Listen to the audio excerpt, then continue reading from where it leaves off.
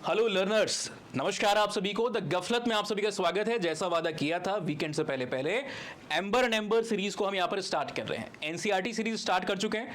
History के standard lectures को हम यहाँ पर लेके आने वाले हैं इस चैनल पे @ जो हमारा द गफलत है उस पर हिंदी और इंग्लिश कंटेंट आने वाला है। जो हमारा द बैक बेंचर्स क्लासेस करके यूट्यूब चैनल, उसके ऊपर ऑल इंग्लिश कंटेंट जाने वाला है। तो आप जो भी ऑडियंस हो ना, for example if you are somebody who like to listen the lectures solely in English language, you should be active on that channel. दोनों के साथ जुड़ जाइए, दोनों के अपने मजे हैं, ठीक है ना। नोटिफिकेशन आती रहेगी, मिलती रहेगी। यहाँ पर कोशिश हमारी रहेगी कि बाय द टाइम प्रीलिम्स का रिजल्ट आए उससे पहले पहले हमारी ये एम्बर एंड एम्बर सीरीज यहाँ पर कंप्लीट हो जाए। लंबी मोटी बुक है ना, समय लगता है यहाँ पर कंसिस्टेंसी बनानी है। आप लोग जितना जुड़े रहोगे, एक्टिव रहोगे यहाँ पे, साथ साथ में आपका इंटरेस्ट दिखेगा, उतनी ही फास्ट हमारे लेक्चर्स आएंगे। जितना आपका इंटरेस्ट कम होगा कमेंट सेक्शन में, बाकी जगहों पे, है ना, उतना ज़्यादा क्वेरीज आपकी कम दिखेगी, तो हमारा भी थोड़ा सा जो इंटरेस्ट मोटिवेशन है वो थोड़ा सा लिमिटेड रहेगा। तो उतना फास्ट हम नहीं ला पाएंगे, खत्म फिर भी कर देंगे, लेकिन हो सकता है कि जो प्रीलिम्स तक का समय है वो फिर आगे चला जाए मेंस के रिजल्ट तक, प्रीलिम्स के रिजल्ट की जगह मेंस के रिजल्ट पे। अच्छा, ये जो भी पीडीएफ होने वाली है ना, बहुत अच्छे तरीके से हमने सारी पीडीएफ को यहाँ पर बनाया हुआ है। सारा कंटेंट आपको हमारे टेलीग्राम हैंडल्स पे मिल जाएगा। आपको पता होगा कि अभी हम 2 यूट्यूब चैनल्स को ऑपरेट कर रहे हैं। एक हमारा हिंदी प्लस इंग्लिश है @गफलत। ये एक मल्टीफेसेटेड चैनल है। इसके ऊपर आपका गवर्नमेंट एग्जामिनेशन के प्रिपरेशन का मटेरियल, यूपीएससी, स्टेट पीसीएस और बाकी लोग की भी, जनता की हेल्प हो जाएगी ना। वैसा भी कई सारा कंटेंट होता है जो एसएससी के बच्चे हैं, जो सीयूईटी के बच्चे हैं, जो क्लैट वगैरह के बच्चे हैं, बिकॉज जीएस वाला पोर्शन कई सारे एग्जामिनेशन में जनरल अवेयरनेस वाला है। तो हिस्ट्री वगैरह हर जगह काम आती है, पॉलिटी वगैरह हर जगह काम आती है, वो आपको यहाँ पर मिलता रहता है। हेल्थ फाइनेंस से रिलेटेड जो चीज़ें हैं वो भी यहाँ पर मिलती है। सोसाइटी और जियो पॉलिटिक्स में, देश दुनिया में जो हो रहा है वो भी यहाँ पर मिलेगा। तो एक थोड़ा होलिस्टिक चैनल है।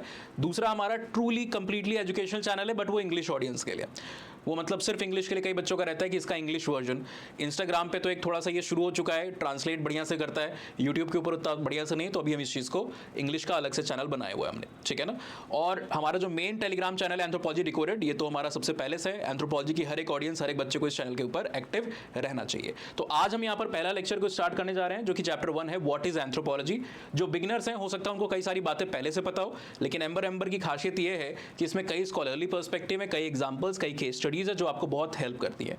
फाउंडेशन में जरूरी नहीं होता है कि हम एम्बर से पढ़ा रहे हैं, because amber one of the book है। ऐसी कम से कम डजन्स ऑफ किताबें हैं जो अलग अलग स्कॉलर्स ने दी है। किसी वजह से इंडिया में ज़्यादा एम्बर फेमस है, बच्चों को ज़्यादा वो पता रहता है। इसके अपने प्रोज हैं, अपने कॉन्स हैं, जिसके ऊपर एक अलग से वीडियो हम बना चुके हैं। एक शॉर्ट्स को भी लेकर के जल्दी आएंगे, क्या इंपॉर्टेंट है क्या इंपॉर्टेंट नहीं है। किताब बड़ी है, हमें सिर्फ ज़रूरत की चीज़ें यहाँ पर पढ़नी होती है हमारे सिलेबस के अकॉर्डिंगली, ठीक है ना। तो इसलिए हम यहाँ पर ये सीरीज़ को लेकर के आ रहे हैं। यहाँ पर हम कोशिश करने वाले हैं कि जो एग्ज़ाम रेलिवेंट चीज़ें हैं, कवर टू कवर हर एक डिटेल को, खासकर example, case studies, scholarly perspective और एक्सप्लेनेशन के ऊपर यहाँ पर फोकस किया जाएगा, ठीक है। पहले चैप्टर के अंदर में व्हाट इज एंथ्रोपोलॉजी का हम यहाँ पर जिक्र कर लेते हैं। मैं यहाँ पर एक तरीका अपनाने वाला हूँ। प्रीवियसली भी हमने एंथ्रोपोलॉजी एम्बर एंड एम्बर के ऊपर एक सीरीज को स्टार्ट किया था। उसमें कमी क्या थी कि जो आपका इन बॉक्स जो हम केस स्टडीज डिस्कस करते थे वो वहाँ पर नहीं की गई थी। सिर्फ मेन बिगिनर्स के हिसाब से हमने पढ़ाया था, बिकॉज ये 2023 का लेक्चर है, ठीक है ना। अभी मटीरियल आपके पास ऑलरेडी बहुत ज़्यादा है, ठीक है। तो बिगिनर लेवल पर मुझे चीज़ें समझाने की मतलब ज़रूरत उतनी नहीं है। आई मीन बिगिनर लेवल से मतलब है कि केस स्टडीज़ एक्सक्लूड करने की ज़रूरत नहीं है। आपको इन लेक्चर में ही मैं केस स्टडीज़ बताते चलूँ जो किताब पे लिखी हुई है। तो मैं एक स्टाइल फॉलो करने वाला हूँ इस पर्टिकुलर सीरीज़ के अंदर में कि I will be incorporating everything that is written in the book, cover to cover. हर एक इंपॉर्टेंट फैक्ट, हर एक डिटेल, हर एक स्टैटिस्टिक्स, हर एक एक्सप्लेनेशन, हर एक चीज़ जो वहाँ पर समझाई गई केस स्टडी के फॉर्म में। और उसके साथ साथ अगर कॉम्प्लीमेंट करने के लिए मुझे कुछ एक्स्ट्रा आपको बताना पड़े तो वो लेक्चर स्पेशल के सेक्शन में आपको बताई जाएगी। वो मैं अलग से नोट्स के ऊपर लिख करके आपको यहाँ पर बताता रहूँगा, ठीक है ना। तो दोनों चीज़ आपको यहाँ पर मिलने वाली है। शुरुआत होती है एटिमोलॉजी से। Whenever we talk about a subject, कभी भी किसी सब्जेक्ट की हम शुरुआत करते हैं, वी नीड टू अंडरस्टैंड कि इसका जेनेसिस कहाँ से हुआ, इसका जन्म कहाँ से हुआ है एंथ्रोपोलॉजी शब्द का। तो एंथ्रोपोलॉजी जो शब्द है ये 2 ग्रीक वर्ड से आता है। एक एंथ्रोपोज है और दूसरा लोगोस है। यही मिलकर के एंथ्रोपोलॉजी बनाता है। 2 ग्रीक वर्ड इसके अंदर में। एंथ्रोपोज का मतलब यहाँ पर एम्बर में लिखा हुआ है कि मैन, ह्यूमन। कुछ किताबों में इंडियन ऑथर्स ने मैनकाइंड, ह्यूमनकाइंड भी लिखा हुआ है, तो आपके ऊपर इंसान की बात है यहाँ पर। लोगोस शब्द एक जनरल शब्द है ग्रीक के अंदर में, जिसका मतलब होता है स्टडी। कई जगहों पर सिस्टमैटिक या साइंटिफिक स्टडी भी लिखा जाता है। इन अ नटशेल हम इन दोनों शब्दों को मिला देते हैं तो इसका मतलब क्या हो जाता है, study of man is anthropology, as simple as that. जब मैं आपको लेक्चर समझाता हूं तो वहां पर कहता हूं कि ये जो आइडिया है anthropology as a study of man, ये बहुत वेग नजर आता है, ठीक है ना, बहुत वेग नजर आता है। इसीलिए हम उसके साथ में कुछ दो आइडियाज को और जोड़ देते हैं कि anthropology is not only the study of man, it is the holistic study of man in time and space. Holistic का मतलब क्या है, अभी आप सिंपल शब्द में समझ लो, आगे थोड़ा डिटेल आउट करूंगा। कंप्लीटनेस में आप यहां पर इंसान को पढ़ रहे हो, ठीक है। AB डिविलियर्स जैसे प्लेयर्स या सूर्य कुमार यादव जैसे जो प्लेयर्स है 360 अप्रोच के लिए जाने आते हैं ना, पूरे फील्ड में मारते हैं चौके छक्के, IPL चल रहा है अभी, तो वैसी एक अप्रोच है, वैसी फील्ड है। मतलब सोशियोलॉजी ह्यूमन की सोसाइटी को पढ़ लेती है, वो भी ह्यूमन का एक एस्पेक्ट है, पर उसको ये मतलब नहीं कि इंडस वैली के लोग क्या कर रहे थे, हिस्ट्री इंडस वैली के लोग क्या कर रहे थे, पास्ट में क्या हो रहा था उसको पढ़ लेगी, लेकिन उसको ये इंटरेस्ट नहीं कि इंसान की बीमारियां कौन कौन सी होती हैं, उसको कैसे ट्रीट किया जाता है। मेडिकल साइंसेज, लाइफ साइंसेज ऐसी चीज़ों को पढ़ लेगी, लेकिन उसको ये मतलब नहीं है कि जो इन्वायरमेंट है, जो अलग अलग तरीके के इकोसिस्टम है, उसके प्रति ह्यूमन कैसे कल्चरल एडेप्टेशंस को डेवलप करते हैं। तो एंथ्रोपोलॉजी होलिस्टिक है, मतलब यहाँ पर पॉलिटी की भी चीज़ें हैं, यहाँ पर सोशियोलॉजी की भी चीज़ें हैं, यहाँ पर आपकी जो बिजनेस एडमिनिस्ट्रेशन के अंदर में आप चीज़ों को पढ़ते हो वो भी चीज़ें आपकी आती हैं, इकोनॉमिक्स की भी चीज़ें आती हैं, है ना, मेडिकल साइंसेस की भी चीज़ें आती है, सब कुछ यहाँ पर, इसलिए होलिस्टिक है। 360 degree understanding of the human, that makes it different, ठीक है। एक स्कॉलर यहाँ पर टुवर्ड्स द एंड जिनका नाम है, जिक्र है, लेस्ली वाइट। लेस्ली वाइट हमारे एक एंथ्रोपोलॉजिस्ट हैं, वो एक क्वेश्चन को यहाँ पर खुद ही से आंसर कर रहे हैं कि हमें इतनी देर क्यों लग गई एंथ्रोपोलॉजी को स्टार्ट करने में। एंथ्रोपोलॉजी की जो फॉर्मल बिगिनिंग है ना, एज अ डिसिप्लिन यूनिवर्सिटी के लेवल पर, ये 1884-85 के आसपास स्टार्ट होती है, जब कांग्रेस का भी फॉर्मेशन हो रहा था। E.B. टाइलर, जो कि फादर ऑफ मॉडर्न एंथ्रोपोलॉजी या फादर ऑफ ब्रिटिश एंथ्रोपोलॉजी कहलाते हैं, इन्होंने ऑक्सफोर्ड की जो सीट है उसको वहाँ पर ऑक्यूपाई किया था। तो पहला स्टैंड अलोन एक जो डिपार्टमेंट है एक रेप्यूटेड इंस्टीट्यूट के अंदर में वो खुला हुआ था। और उसके बाद अगले 40 साल में तो दुनिया भर के जो अमेरिकन इंस्टीट्यूट्स हैं, यूरोपियन इंस्टीट्यूट्स हैं, ब्रिटिश वगैरह, और इवन कॉलोनीज़ के अंदर में भी, इंडिया में भी 1920, 47, 50 तक मेजर इंस्टीट्यूट्स यहाँ पर खुल चुके थे, ठीक है। तो लेस्ली वाइट कहते हैं कि इतनी देर क्यों हो गई, सोशियोलॉजी, हिस्ट्री, इकोनॉमिक्स ये तो सदियों से है, एंथ्रोपोलॉजी इतना लेट में क्यों आया, क्यों लगभग इसको 200-300 साल ही अभी हो रहे हैं। रीज़न बीइंग कि हम अपने आप को ह्यूमंस अलग से पढ़ने की कभी कोशिश हमने नहीं की, और उसका ये रीज़न है कि हम अपने आप को स्पेशल समझते हैं कि जो पूरी दुनिया है, पूरी कायनात है, उसमें वी आर स्पेशल। नेचर के जो लॉ हैं वो हम पे अप्लाई नहीं होते हैं। दूसरे जानवरों को ठंडी लग रही है, सर्दी लग रही है, वो उसमें तकलीफ हो रही है, कोई बच रहा है, कोई मर रहा है, लेकिन हम क्या है, हमें गर्मी लग रही है तो हमने एम्बिएंट टेम्परेचर को चेंज कर दिया, एयर कंडीशनर लगा दिया। हमें ठंडी लग रही है तो हमने वहाँ पर हीटर बना दिया। तो हम इतने सुप्रीम है कि नेचर के, यूनिवर्स के लॉ हमारे ऊपर अप्लाई नहीं करते। तो हम अपने आप को इससे थोड़ा अलग देखते हैं। हम अपने आप को समझते हैं कि we are somebody with free will, स्वेच्छा है हमारे पास, हम जो सोचेंगे, हम जो चाहेंगे वो करेंगे। दैट इज़ वाई ये फील्ड थोड़ी लेट में आई, ठीक है। लेकिन जब आई तो हम कोशिश कर रहे हैं कि हम होलिस्टिक वे में चीज़ों को पढ़ें। दूसरी यहाँ पर टाइम एंड स्पेस, कई सारे सब्जेक्ट समय या फिर जो उसका दायरा है उससे बंधे हुए होते हैं। जैसे सोशियोलॉजी है, वो सोसाइटीज़ को तो पढ़ती है, लेकिन वो कंटेम्प्रेरी और कॉम्प्लेक्स सोसाइटीज़ के ऊपर फोकस करती है। जो ट्राइबल सोसाइटीज़ है, प्रिमिटिव पीपल है, उसके ऊपर उसका उतना ज़्यादा फोकस नहीं है। एंथ्रोपोलॉजी दोनों तरीके की सोसाइटीज़ को पढ़ती है। वो ये भी पढ़ेगी कि शाहरुख खान साहब के मन्नत वाली जो सोसाइटी है, जो कॉम्प्लेक्स सोसाइटी है आपकी, उसमें क्या हो रहा है, और वो ये भी पढ़ेगी कि नागास की जो ट्राइब नागालैंड के अंदर में, मणिपुर के अंदर में, नॉर्थ ईस्ट के कई सारे स्टेट्स में है, उनके कल्चर के अंदर में क्या क्या चीज़ें हैं, क्या क्या चेंज आ रहे हैं। तो हमारा दायरा बहुत ज़्यादा बड़ा है। दूसरा, हम समय से भी बंधे नहीं हुए हैं। हम जो टाइम पीरियड कवर करते हैं वो प्री हिस्टोरिक टाइम से लेकर के प्रेजेंट डे तक होता है। सोशियोलॉजी सोसाइटी को पढ़ रही है, ठीक है ना, political institution, organization, social control, law, justice, इन सब चीज़ों को पढ़ रही है, लेकिन प्रेजेंट टाइम पीरियड के अंदर में पढ़ रही है। उसको मतलब नहीं है कि स्टोन एज में किस तरीके के लॉज होते थे या ट्राइबल्स के बीच में किस तरीके के लॉज और कस्टम्स होते हैं। बट हम जो हैं वो कॉम्प्लेक्स सोसाइटी, मॉडर्न सोसाइटी के लॉ को भी पढ़ रहे हैं, जस्टिस को भी पढ़ रहे हैं, और हम प्रिमिटिव सोसाइटीज़ को भी पढ़ रहे हैं। साथ ही साथ हम पास्ट के पॉलिटिकल स्ट्रक्चर्स को भी समझने की कोशिश करते हैं और प्रेजेंट के भी पॉलिटिकल स्ट्रक्चर को समझने की कोशिश करते हैं। तो हम टाइम से भी बंधे नहीं हुए हैं। हमारा टाइम का जो दायरा है ना, वो भी काफ़ी ज़्यादा बड़ा है। नाउ एक डेफिनेशन यहाँ पर दी हुई है जिसको आप यूज़ कर सकते हो एम्बर एंड एम्बर के अंदर में। Anthropology studies human focusing upon biological and cultural differences and similarity in the population। जो एंथ्रोपोलॉजी की शुरुआत है ना, ये वेरिएशन से शुरू हुई। मैं आपको बताता हूँ, जब एंथ्रोपोलॉजी आया था ना, तो यहाँ पर इसका फोकस किस चीज़ के ऊपर था, ह्यूमन वेरिएशन के ऊपर था। ह्यूमन वेरिएशन के ऊपर था। अब ये वेरिएशन को दो फ्रंट में बांटा गया है। It is been divided into two front. पहला आपके जो बायोलॉजिकल और फिजिकल डिफरेंसेस हैं, ठीक है, और दूसरे आपके जो सोशियो कल्चरल डिफरेंसेस हैं। मतलब क्या कि मान लीजिए एक कम्युनिटी है आपकी आर्कटिक सर्कल के अंदर में देखने को मिल रही है, जिसको आप एस्किमोस कहते हो, और दूसरी कम्युनिटीज़ आपकी है हाडजा, जो कि अफ्रीका के अंदर में पाई जाती है। अब आप पता करने की कोशिश कर रहे हो, क्रॉस कल्चरल एनालिसिस कर रहे हो कि एस्किमोस की जो डाइट है, उनके जो कपड़े हैं, उनके जो घर हैं, उनके जो आइडिया, बिलीफ, ये सारी चीज़ें हैं, मैरिज वगैरह, सोशियो कल्चरल इंस्टीट्यूशन, ये हाडजाज से कैसे अलग है। तो आप वेरिएशन को समझने की, जानने की कोशिश कर रहे थे कि दुनिया में इतने सारे कल्चर और सारे कल्चर एक जैसे नहीं है। जब तक हम छोटे से संकीर्ण दायरे में रहते हैं, we are in a narrow limited field, we think that जो हम बिलीव करते हैं, जो हम करते हैं, वो सारे लोग करते हैं। लेकिन जब हम उस दायरे से बाहर निकलते हैं, जब हम कहते हैं ना कुएं का मेढक, when we come out of the well, तो हम देखते हैं दुनिया में बहुत सारे वेरिएशन है। तो उसको हम समझने की कोशिश करते हैं, और यही एंथ्रोपोलॉजिस्ट ने करना शुरू किया था। साथ ही साथ वो बायोलॉजिकल और फिजिकल वेरिएशन को भी देखने और समझने की कोशिश कर रहे थे। मतलब क्या था यहाँ पर कि जैसे अलग अलग हमें स्केलेटन रिमेन्स मिल रहे हैं, ठीक है ना, आर्कियोलॉजिकल एक्सकवेशंस हो रहे हैं, फॉसिल रिमेन्स मिल रहे हैं।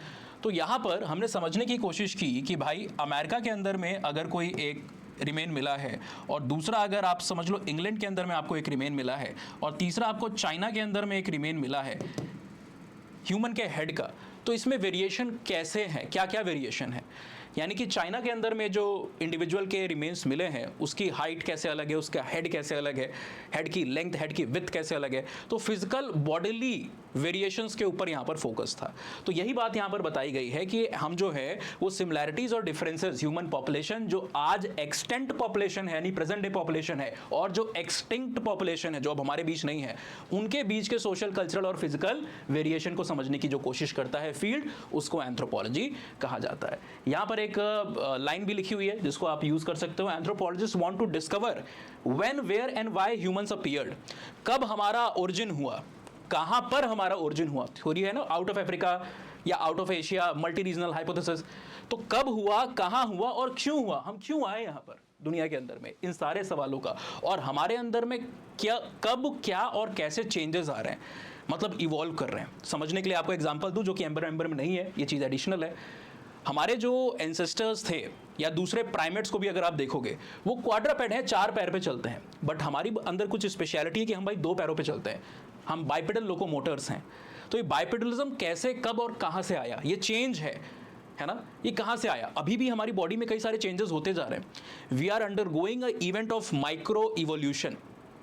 विजडम टूथ है ना, उसका डिसअपियरेंस देखने को मिल रहा है। हिंदी में अक्ल दांत कहते हो आप, ये गायब हो रहा है। साइंटिस्ट का मानना है कि आगे आने वाली कुछ जनरेशन के बाद विजडम टूथ आपको नहीं दिखाई देगा, वो नहीं रप्ट होगा। जो हमारे में लगभग 19 से 25 साल के बीच में होता है ना, कुछ लोग में जल्दी थोड़ा, कुछ लोग में ज़्यादा, आपका जो एडल्टहुड की स्टेज है उसके आसपास में ही रप्ट होता है, तो वो गायब होने के चांसेस। ठीक है, तो आई होप आपको ये समझ में आ गया हो कि एंथ्रोपोलॉजी क्या है, एटमोलॉजिकल मीनिंग, उसका जो ओरिजिन है, कैसे था, कहाँ से था। अब आपका एम्बर एम्बर समझा रहा है कि स्कोप क्या है। स्कोप जैसे आप कहते हो ना कि करियर का स्कोप या इस फील्ड का स्कोप क्या है ना। यहाँ पर स्कोप से मतलब है एंथ्रोपोलॉजी क्या क्या करता है, या उसका एक तरीके से उपयोगिता कहाँ कहाँ पर है ना। In what areas anthropology basically specialises, what domains anthropology operates in, ये समझने वाली बात है। तो सबसे पहला तो जियोग्राफिकल स्कोप की बात कर लें हम यहाँ पर। एंथ्रोपोलॉजी जो है वो फोकस करता है दुनिया भर की पॉपुलेशन, वर्ल्ड वाइड जितने भी लोग हैं उनको यहाँ पर समझने की यहाँ पर कोशिश करता है ना। हमारे बीच में जो कई बार मिसअंडरस्टैंडिंग हो सकती है, एक यहाँ पर अभी केस स्टडी भी होगी, उससे आप और बेटर तरीके से समझोगे, वो ना हो, इसमें हमें हेल्प करता है। सारी दुनिया और दुनिया के अंदर में जो लोग हैं उनके वेरिएशन को हम अच्छे से समझ पाएँ, उनके वेरिएशन को हम अच्छे से समझ पाएँ। दूसरा है हिस्टोरिकल, ठीक है ना। ये ट्रेस करता है anthropology development from the ancestral population, या जो एंसेस्ट्रल स्टॉक है जो आज से मिलियंस ऑफ ईयर पहले थी, to the present day human population. यानी कि ऑस्ट्रेलोपिथेकस या प्री ऑस्ट्रेलोपिथेकस के टाइम पीरियड से, जो कि आज से 4 मिलियन 5 मिलियन ईयर पहले था, प्रेजेंट डे जब हम होमो सेपियन सेपियन एक दूसरे से जब बात कर रहे, इंटरेक्ट कर रहे हैं, एक होमो सेपियन सेपियन बोल रहा है और दूसरे आप लोग वहां पर सुन रहे हो, तो यहाँ पर इसका हम पूरी की पूरी जो डेवलपमेंट की ट्रेजेक्ट्री है ना उसको पढ़ते हैं। तो एक हिस्टोरिकल स्कोप भी है जियोग्राफिकल के साथ साथ, ठीक है। तीसरा यहाँ पर एक मॉडर्न शिफ्ट है। मॉडर्न शिफ्ट क्या, मैंने आपको बताया ना कि एंथ्रोपोलॉजी शुरुआत में जो है ज़्यादातर प्रिमिटिव सोसाइटीज़ के ऊपर फोकस कर रहा था। Reason being political science modern society के पॉलिटिकल ऑर्गेनाइजेशंस को, स्ट्रक्चर्स को ऑलरेडी समझ रही थी, पढ़ रही थी, पॉलिटिकल सिस्टम्स को पढ़ रही थी। सोशियोलॉजी मॉडर्न सोसाइटी को एंथ्रोपोलॉजी के आने से पहले से पढ़ रही थी, तो हम उसमें क्या ही अलग से कर सकते हैं। इसीलिए हमारा फोकस शुरुआत में जाता हुआ दिखाई दिया आपको प्रिमिटिव सोसाइटीज़ की स्टडीज़ पे। मैरिज, लॉ, फैमिली, किनशिप, ये सारी चीज़ें प्रिमिटिव सोसाइटीज़ में कैसी, प्रिमिटिव मतलब ट्राइबल्स कह लो, इंडिजीनियस जो पॉपुलेशन है ना, जहाँ का कल्चर उतना ज़्यादा सोफिस्टिकेटेड नहीं है, उतना एडवांस्ड नहीं है, अगर हम अपने टर्म्स में बात करें, थोड़ा सा ईगोइस्टिक एथनोसेंट्रिक वे में अगर हम बात करें तो ऑलराइट, ऐसा ही बोला जाता है। और इसके ऊपर भी बाद में आपत्ति आएगी, देखोगे आप रिलेटिविज्म की अप्रोच पढ़ोगे आगे जाके कि ऐसा नहीं करना चाहिए, है ना। चलिए, तो एक शिफ्ट आया है शुरुआत के समय में जहाँ पर हमारा फोकस नॉन वेस्टर्न सोसाइटीज़ पे था, सिंपल सोसाइटीज़ पे था। आज के समय में हम इवन कॉम्प्लेक्स सोसाइटीज़ को भी पढ़ रहे हैं, ठीक है, कॉम्प्लेक्स सोसाइटीज़ को भी पढ़ रहे हैं, तो हमारा दायरा जो है वो एक्सपैंड हुआ है। नेक्स्ट यहाँ पर हम एक स्केप्टिकल एटीट्यूड की बात करते हैं। एंथ्रोपोलॉजिस्ट का एक बिलीफ है जो यहाँ पर एम्बर में है कि अनटिल एंड अनलेस आपके पास कंक्लूसिव एविडेंस हो किसी चीज़ को समझने के लिए, किसी चीज़ को एक्सप्लेन करने के लिए, it is always better to be sceptical. Sceptical मतलब क्या है, एक तरीके से जो उसका क्लोजेस्ट टर्म हो सकता है वो है संदेहवाद, ठीक है, संदेहवाद। जैसे आपसे कोई पूछे गॉड है कि नहीं है, तो उसमें से एक हो सकता है हाँ कहे, दूसरा कहे ना कहे। एक थीस्टिक हो सकता है, एक एथीस्टिक हो सकता है गॉड के एग्जिस्टेंस में। आप कह सकते हो कि मुझे पता नहीं, मुझे संदेह है, आई सिंसियरली डाउट इट, है ना। तो without a concrete element to proof something, anthropologist believe करते हैं कि it is better to have a scepticist tendency. ये थोड़ा सा कलर का वो इशू है, मैं इसको चेंज कर दूंगा ओरिजिनल स्लाइड के अंदर में, या एक काम करते हैं आपके सामने ही कर दूँ ना, मैं बाद में क्यों करूँगा, यहीं पे करते हैं ना। 2 सेकेंड दीजिएगा, इसको अभी हम ठीक कर देते हैं। चलिए, हो गया, थोड़ा सा बोल्ड भी कर दें ताकि आपको और अच्छे से दिखे। अभी सही है। तो क्या कह रहा है कि भाई generalisation must be applied to many times and places, scepticism लेकिन हमें ध्यान में रहना चाहिए। जैसे हम जनरलाइजेशन का मतलब क्या है, आप कहो कि where there is smoke there is fire, ये एक जनरलाइजेशन है कि जहाँ धुआं है वहाँ पर आग है, पर ज़रूरी नहीं है ना। हो सकता है कोई सिगरेट स्मोक कर रहा हो सकता है कोई वो क्या कहते हैं उसको आप लोग, ये हुक्का वगैरह, जो हरियाणा साइड में आप जाओगे काफ़ी बड़े बड़े दिखाई देते हैं आपको, हुक्का वगैरह कोई वहाँ पर कर रहा हो। या हो सकता है कोई फायर प्लेस के सामने बैठा हो, है ना, लकड़ियाँ जला रहा हो, खाना पकाने के लिए, आग किसी और चीज़ के लिए, काउडंग को वहाँ पर बर्न कर रहा हो, फ्यूल के लिए यूज़ होता है और भी चीज़ों के लिए यूज़ होता है। कूड़े जला रहा हो, कोई प्लास्टिक जलाना तो नहीं चाहिए, लेकिन कुछ लोग बेवकूफ़ लोग करते हैं, अवॉइड करना चाहिए। कूड़ा जला रहा है तो धुआं तो बहुत सारे वजहों से हो सकता है। तो आप कहोगे कि जहाँ पर भी स्मोक है वहाँ पर क्या है, आपका फायर है। अगर कोई सिगरेट फूंक रहा है या अगर कोई हुक्का वहाँ पर जला रहा है तो वहाँ पर फायर नहीं, आग नहीं लगी हुई। फायर का मतलब वो लिटरल फायर नहीं, फायर का मतलब आग लगना, आग नहीं लगी हुई है वहाँ पर, ठीक है ना। लेकिन आप जनरलाइजेशन करोगे तो वहाँ पर दिक्कत है एरर की। इसीलिए एंथ्रोपोलॉजिस्ट क्या कह रहे हैं कि जनरलाइजेशन अप्लाई करना चाहिए हमें। जनरलाइजेशन अप्लाई नहीं करोगे तो आपको समझ में नहीं आएगा कि प्रैक्टिसेस के बारे में। The very idea of a research इसकी आपकी जनरलाइज करके चीज़ों को पता करो, ठीक है ना। जनरल जो लॉज हैं, जनरल जो फिनोमेना है उसको वहाँ पर आप क्यूरेट करो। But at the same time you have to also hold the idea of scepticism. Scepticism आपको प्रमोट करता है इनवैलिड आइडियाज़ पे जाने से, ठीक है, कि जहाँ पर आप कंक्लूसिव नहीं हो सकते हो, 100% एविडेंस नहीं है किसी चीज़ को समझने, समझाने, बताने के लिए, वहाँ पर संदेह जो है वो आपका एक बेस्ट सेफगार्ड होता है, ठीक है। Knowledge of diverse geographical and historical setting allows anthropologist to correct these mistakes and belief. एक लेमैन जो है वो यहाँ पर एरर कर सकता है, वो चीज़ों को गलत तरीके से दृष्टिकोण से देख सकता है कि फॉर एग्जांपल इस्लाम में अगर विमेन जो है वो हिजाब पहन रहे हैं तो उसका मतलब है वहाँ पर विमेन जो है उनको काफ़ी कंट्रोल करके रखा जाता है, हाइपर पेट्रियार्की है ना, इस तरीके से। लेकिन अगर आप एंथ्रोपोलॉजिकली उसको समझोगे, उसकी हिस्ट्री, उसके कल्चरल रूट्स, उसका एनवायरमेंटल आस्पेक्ट को समझोगे, तब आपको समझ में आएगा कि उसका जो ओरिजिन है आज वो किसी और फॉर्म में है, लेकिन उसका जो ओरिजिन है वो एक तरीके से एडेप्टेशनल स्ट्रैटेजी है ना। तो ये चीज़ है कि जब हम कल्चर को पढ़ते हैं एनवायरनमेंट के पर्सपेक्टिव में, टाइम के पर्सपेक्टिव में यानी कि हिस्टोरिकली, तो हमें समझ में आता है कि जो सारी प्रैक्टिसेस हैं, जो आइडियाज़ हैं, उनका एक मीनिंग है, उनका एक कॉन्टेक्स्ट है, और ये एक तरीके से हमें प्रोटेक्ट करता है फ्रॉम मेकिंग बैड कंक्लूजन्स, गलत कंक्लूजन पे पहुंचने से। अब यहाँ पर आपकी पहली केस स्टडी आती है, कैसे एंथ्रोपोलॉजिस्ट गलत पर्सपेक्टिव्स को फाउंड करने से बचते हैं।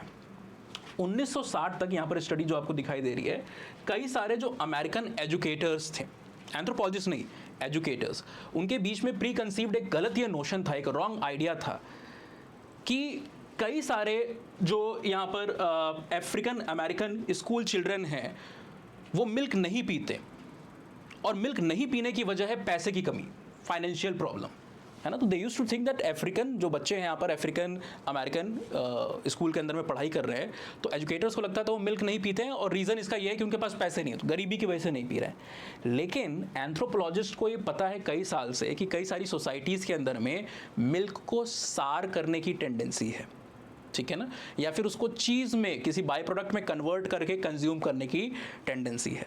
तो आपको जो प्रोटीन है वो मिल रहा है, जो आपको न्यूट्रिशनल इनपुट है वो आपको वहाँ पर मिल रहा है, लेकिन आप दूसरे फॉर्म के अंदर में वहाँ पर ले रहे हो। इसका रीज़न क्या था, ये भी एंथ्रोपोलॉजिस्ट ही समझाते हैं कि देखिए दूध के अंदर में या मिल्क प्रोडक्ट जो है उसके अंदर में आपको एक शुगर देखने को मिलती है जिसको हम लैक्टोज बोलते हैं, लिखा भी होगा ना शायद यहाँ पर कहीं पे, लैक्टोज हम बोलते हैं, सॉरी लैक्टोज बोलते हैं। अब इस शुगर को ब्रेक डाउन करने के लिए, तोड़ने के लिए आपको एक एंजाइम की ज़रूरत पड़ती है जिसको आप लैक्टेज बोलते हो।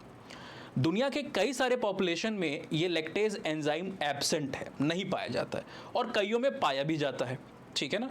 तो जाहिर सी बात है अगर आपके बॉडी के अंदर में ये लैक्टेज एंजाइम नहीं है तो आप कैसे उस शुगर को डाइजेस्ट करोगे, कैसे उसका मेटाबॉलिज्म होगा, ब्रेक डाउन होगा। और अगर ब्रेक डाउन नहीं होगा तो इससे कई सारे अनवांटेड फिजिकल सिम्टम्स आपको दिखाई देते हैं, जो आगे लिखा होगा, अनीज होता है, वॉमिटिंग टाइप आपको होता है, नॉजिया आप फील करोगे, ठीक है ना, एब्डोमिनल क्रैम्पिंग वगैरह आप फील करोगे, बड़े सारे इश्यूज होते हैं बिकॉज डाइजेस्ट नहीं हो रहा है वो जो लैक्टोज है। और कई बार इससे जो साथ साथ में सिर्फ ऐसा नहीं कि जो लैक्टोज है वो नहीं डाइजेस्ट हो रहा है, साथ साथ में जो न्यूट्रिएंट्स हैं मिल्क के वो भी प्रॉपर्ली वहाँ पर डाइजेस्ट नहीं हो पाते हैं। तो ऐसी सोसाइटीज़ में मिल्क को किसी तरीके के दूसरे फॉर्म में, जैसे चीज़ के फॉर्म में वहाँ पर कंज्यूम करने की आइडेंटिटी, डेयरी प्रोडक्ट को चीज़ फॉर्म के अंदर में वहाँ पर कंज्यूम करने की टेंडेंसी, ठीक है ना, या वो किसी ऑल्टरनेटिव को वहाँ पर डेवलप करते हैं। इसका मतलब ये नहीं है कि उनके पास पैसे नहीं है। तो जो अभी आपने यहाँ पर बात की नहीं है उसी का एक केस स्टडी एक्सप्लेनेशन है कि हमें स्केप्टिसिज्म, संदेह करना कि नहीं ऐसा नहीं, आप जनरलाइज क्यों कर रहे हो। आप सोच रहे हो कि कोई दूध नहीं पी रहा है नहीं कि वो गरीब है, जैसे कि कहीं पे धुआं है तो वहाँ पर आग है। यही जनरलाइजेशन हमें एरर करने में करता है, एरर पे ले जाता है, जो अमेरिकन एजुकेटर्स कर रहे थे। एंथ्रोपोलॉजिस्ट एक बैलेंस आइडिया को लेकर के चलते हैं, स्केप्टिस्ट टेंडेंसी को लेकर चलते हैं, रिसर्च ड्रिवन होते हैं और कल्चर को क्लोज क्वार्टर से समझने की कोशिश करते हैं। इसलिए हमें तो ये बात सदियों से पता थी, मतलब सदियों से मतलब कई समय से पता थी कि दुनिया में बहुत सारे ऐसे कल्चर्स हैं जहाँ पर ये नहीं होता है। अच्छा, ऐसा पाया गया ना कि जो सोसाइटीज़, जो कम्युनिटीज़ जिनकी एक बहुत लंबी हिस्ट्री है डेयरिंग की, उनके बीच में ये लैक्टेज एंजाइम पाया जाता है और वहाँ पर लोग आसानी से दूध पी लेते हैं। साउथ एशिया में कई सारे कंट्री, ऑस्ट्रेलिया में देखोगे आप, बहुत सारी जगहों पे ये चीज़ है। लेकिन दुनिया की कई कम्युनिटीज़ जहाँ पर डेयरिंग उतना ज़्यादा कॉमन नहीं रहा है, वहाँ पर ये चीज़ आपको नहीं देखने को मिलती है, लैक्टेज का डेफिशिएंसी आपको देखने को मिलती है, ठीक है ना। तो देखो यहाँ पर बताया भी गया है पॉपुलेशन कौन कौन से एशियन है, साउथ यूरोपियन, अरब्स हैं, ज्यूज हैं, वेस्ट अफ्रीकन से, इन्वर्ट्स यानी जिनको आप एस्किमोस भी कहते हो, और जो आपके नेटिव अमेरिकन है। कई सारे ऐसे ग्रुप हैं जिनके बीच में आपको दिखाई देगा कि ये लैक्टेज नहीं है, और इसीलिए वहाँ पर उनके बीच में क्या होता है, एक फिनोमेना जिसको कहते हो लैक्टोज इंटॉलरेंस। ऐसे लोग दूध को नहीं पीते हैं, है ना, दूध को नहीं पचा सकते वहाँ पर। तो lack of the enzyme lactase to break down the lactose milk sugar, और इसका फिजिकल सिम्टम्स जो अभी आपको बताया मैंने, एब्डोमिनल क्रैम्प्स होंगे आपको, ठीक है ना, अनीजनेस फील होगी, स्टमक में गैश होगी, डायरिया होगा, नॉसिया होगा, ये सारी चीज़ें होंगी। और जो डेयरिंग सोसाइटीज़ हैं उनके में एबिलिटी है भाई इसको डाइजेस्ट करने की, बिकॉज उनके बॉडी के अंदर में लैक्टेज एंजाइम पाया जा रहा है, तो उनको न्यूट्रिएंट्स का भी बेटर ऑब्जॉर्प्शन मिल रहा है और बिना किसी बाय प्रोडक्ट में कन्वर्ट किए मिल्क को डायरेक्टली वो कंज्यूम भी कर पा रहे हैं बिना किसी अनईजी या फिजिकल इफेक्ट के। नाउ दूसरी बात आ जाती है यहाँ पर एंथ्रोपोलॉजी की होलिस्टिक अप्रोच। शुरू में आपको बताया था होलिस्टिक अप्रोच बेसिकली क्या कहती है ना कि कल्चर या जो ह्यूमन सोसाइटी है ये एक होल के फॉर्म में एग्जिस्ट करती है, जो बहुत सारे इंडिविजुअल पार्ट से बनी हुई है, और ये सारे पार्ट आपस में इंटरकनेक्टेड है, इंटरडिपेंडेंट है, इंटर रिलेटेड हैं इस तरीके से कि अगर आप किसी एक पार्ट के अंदर में चेंज लाओगे तो दूसरे के अंदर में भी चेंज आएगा, है ना। फॉर एग्जाम्पल, अगर आप ट्रेडिशनल सोसाइटी विमेन की एजुकेशन को परमिट नहीं कर रही है, लेकिन मॉडर्नाइजेशन, ग्लोबलाइजेशन, वेस्टर्न स्कूलिंग की वजह से विमेन की एजुकेशन को भी प्रमोट करने लगे, आप रिफॉर्म्स हुए, विमेन की एजुकेशन को प्रमोट करने लगे, तो ये क्या है, एजुकेशनल इंस्टीट्यूशन में चेंज है, लेकिन ये आपके मैरिज और फैमिली के जो इंस्टीट्यूशन उसको भी चेंज कर सकता है। ये सब सोसाइटी का पार्ट है ना, education, political organisations, economic organisation, marriage, family, religion, सब पार्ट है। तो एजुकेशन के अंदर में चेंज आए, वो कैसे चेंज करेगा आपके बिलीफ को, आपकी फैमिली के सिस्टम को और आपके मैरिज को, कि अगर बच्ची पढ़ रही है तो अब उसकी अर्ली मैरिज नहीं होगी। जहाँ पर बच्चियाँ पढ़ नहीं रही हैं, 14 साल, 16 साल, 17-18 साल के अंदर में बेसिक स्कूलिंग कवर करने के बाद वहाँ पर शादी करा दी जाती है, अर्ली एज के अंदर में मैरिजेस हो रही हैं। अब वहाँ पर पढ़ाई कर रही है, वो भी आपकी तरह, कई सारे बच्चों की तरह यूपीएससी की जो तैयारी है या बाकी चीज़ें वो करेगी एक्टिवली, है ना, कॉम्पीट करेगी। मेडिकल साइंस की पढ़ाई करी तो और लंबी होती है, ऑलराइट। तो करियर में खुद के पैरों पे खड़ा होने में वहाँ पर समय लगेगा, और इसकी वजह से she will take time to marry. जो उसकी मैरिज 16-17 साल में हो जाती है, हो सकता है 25 साल में, हो सकता है 32 साल में भी हो, ठीक है। अब फीमेल्स के बीच में एक फिनोमेना है मेंस्ट्रुअल साइकिल का स्टार्ट होना और उसका बंद होना। स्टार्ट जब होता है इसको हम मेनार्क कहते हैं, जो लगभग 12-13 साल के आसपास होगा, और जो एंड होता है उसको हम मेनोपॉज कहते हैं। ट्रेडिशनली 48-50 साल में होता था, 48 to 50, but nowadays due to adulteration of food, मिलावटी खाना जो हम खा रहे हैं, यहाँ पर माइक्रोप्लास्टिक हमारी बॉडी के अंदर में जा रहा है, स्ट्रेस है, वेमेन भी स्मोक कर रहे हैं, ड्रिंक कर रहे हैं, पॉल्यूशन वाला इन्वायरमेंट है, ठीक है ना, वर्कलोड है, बहुत सारी चीज़ें हैं, इनकी वजह से अर्ली मेनोपॉज देखने को मिल रहा है। 40, 42, 44 के आसपास भी मेनोपॉज आ रहा है। तो यहाँ पर क्या हुआ, फर्टिलिटी विंडो कम हो गई कि आपने मैरिज की 28 में, 29, 30 में, और मेनोपॉज 44 में आ रहा है। तो फर्टिलिटी जो विंडो था, यानी कि पोटेंशियल विंडो जिसमें बच्चे हो सकते थे, वो 14 साल का, लगभग 14 साल का है, ठीक है। और वो भी शादी करते तो आप कर नहीं लोगे तुरंत बच्चे, थोड़ा वेट करोगे, और गैप ये तो नहीं कि हर साल आप करोगे ना, तो पोटेंशियल जो बच्चे हो सकते थे वो यहाँ पर कम होंगे।